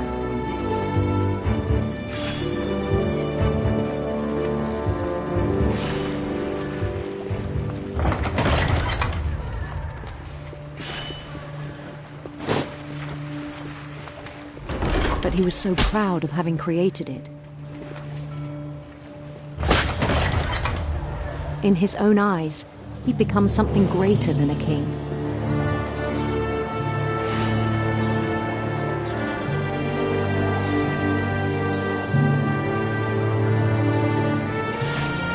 For someone who'd never known success in the real world, I think it was overwhelming. And then it struck him that the real Lewis was not the one chopping salmon, but the one climbing the steps of a golden palace.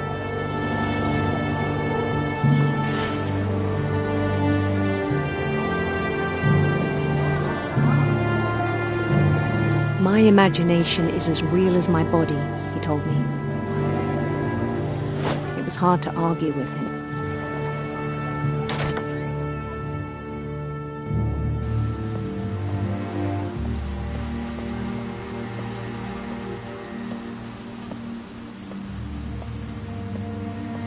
We began to forget the world we know.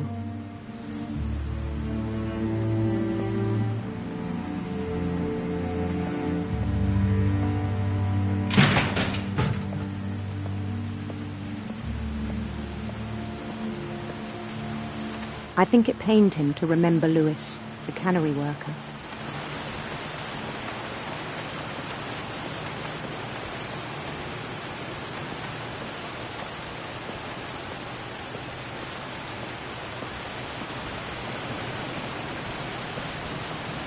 He began to despise the man with a royal contempt.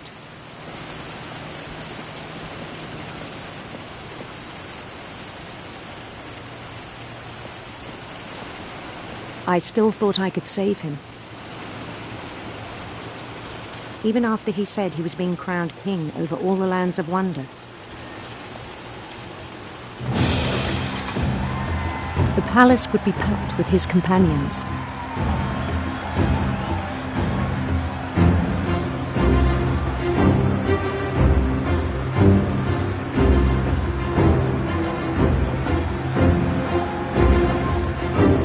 Including the wise Calico who had insisted on advising him.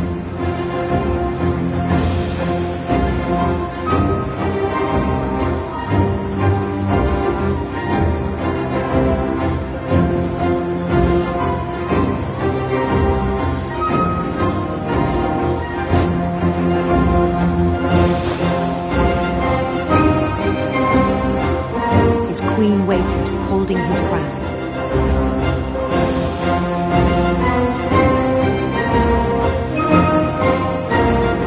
There was only one thing left to do.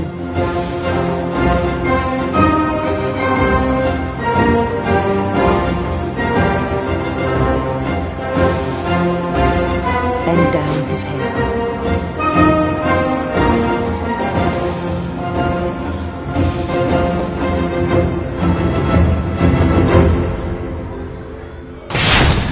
And the rest I think you know. Mrs. Finch, your son was a kind man who will be missed by all of us who knew him.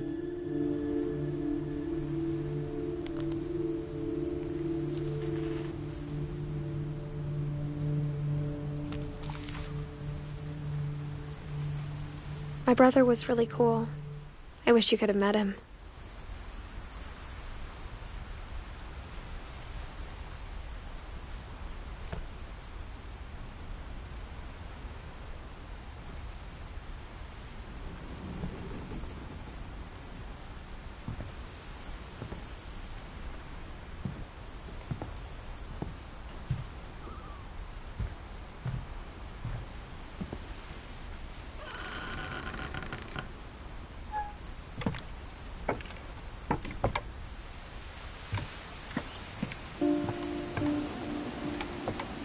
On the way back from Lewis's funeral, my mom told me to start packing.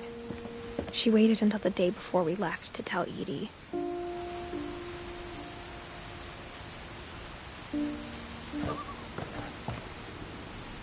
I'm not sure if she wanted to make it easier or harder.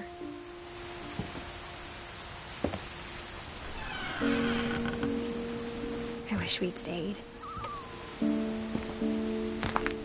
But I understand why we left.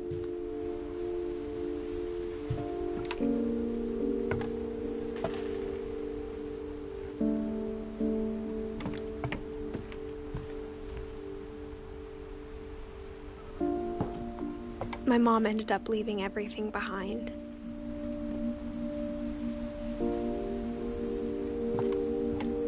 What happened that night had been coming for a long time.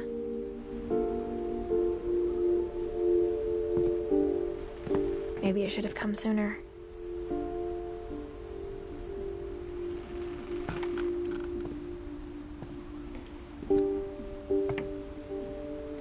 But it had to end one way or another. All that's left now is to tell you about that last night.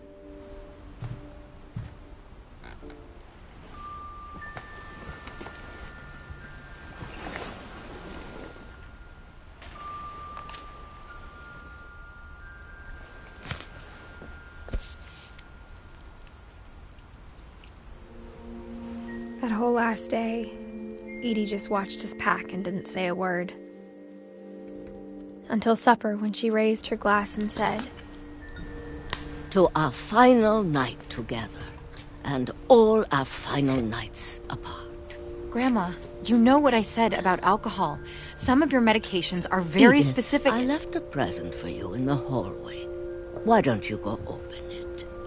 The grown-ups have to argue now. I'm sorry, you're right. We're all leaving tomorrow. Let's just enjoy our last... I'm not leaving. Edith, you're excused.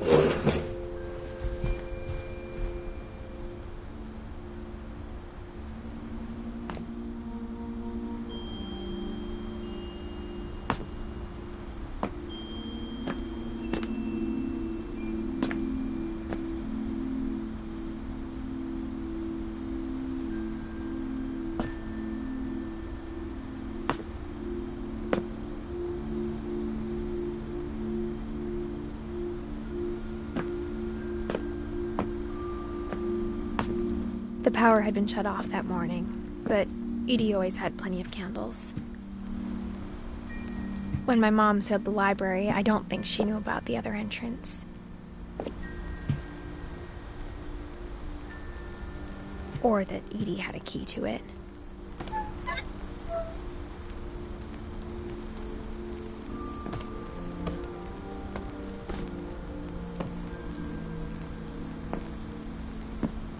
The thing you're afraid of isn't going to end when you leave the house.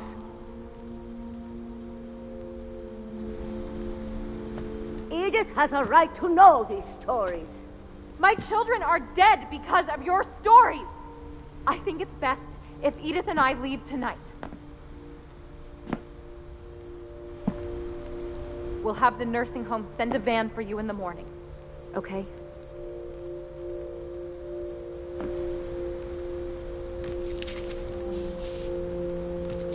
Dear Edith, there's so many stories I wish I could tell you, but there's only time for one.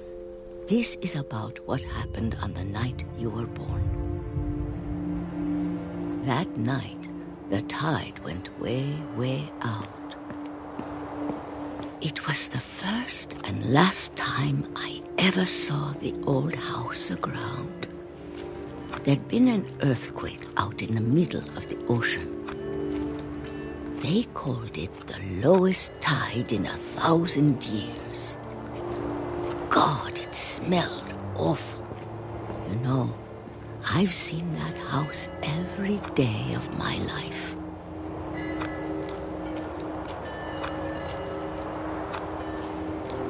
But I never thought I'd go back to it.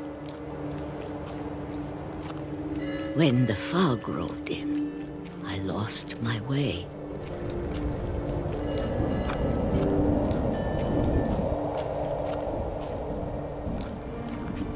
I got turned around.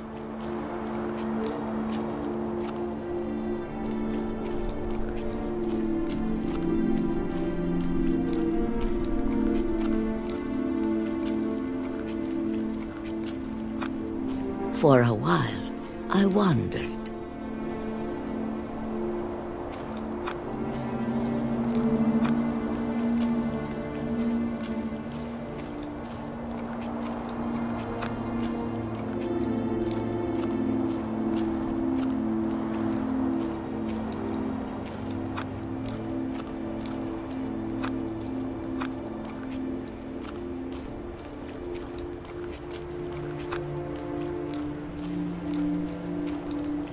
I started seeing things.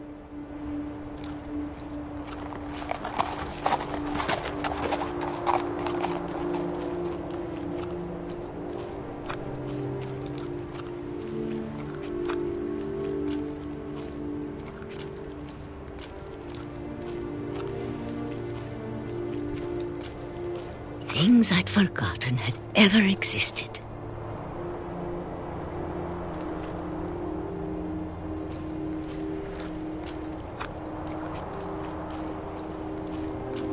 But when I saw them, they felt like old friends.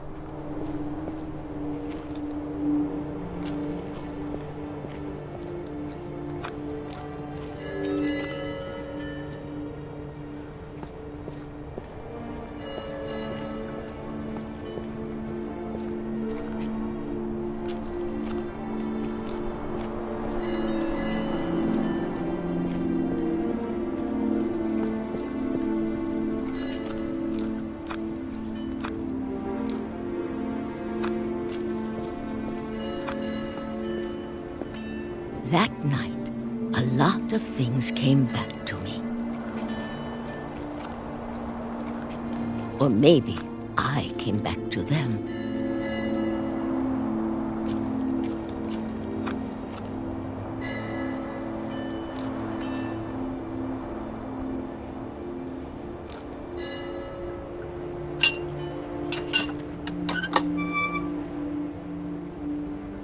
Things I can't explain, but that I need you to try and... Edith, what are you doing in here?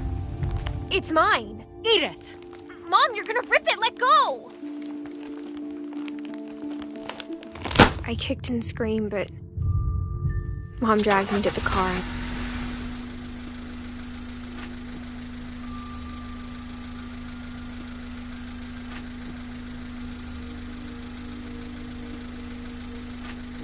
I never saw Great-Grandma Edie again. The next morning, the van came to pick her up, but she was already gone. After that, we moved around a lot.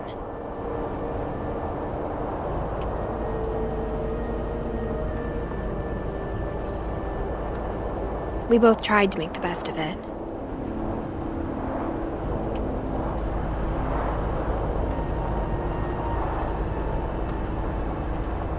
A few years went by.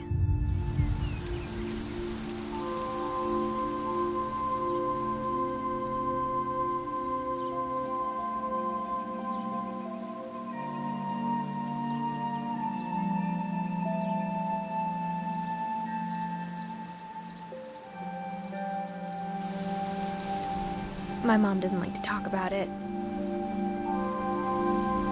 but she started getting sick a lot. The rest happened pretty quickly.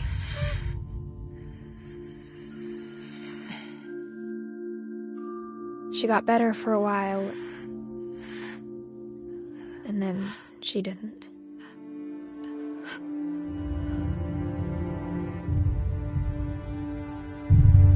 And then I was alone.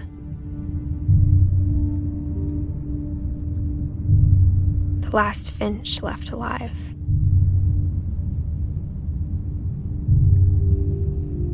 Until I found out about you.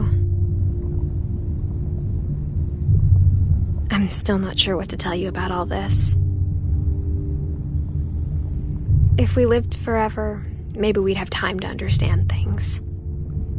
But as it is, I think the best we can do is try to open our eyes and appreciate how strange and brief all of this is.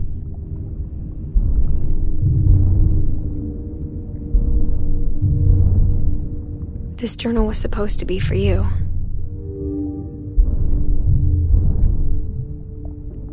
But now I hope you'll never see it. I just want to meet you and tell you all these stories myself. But I guess if you're reading this now, things didn't work out that way.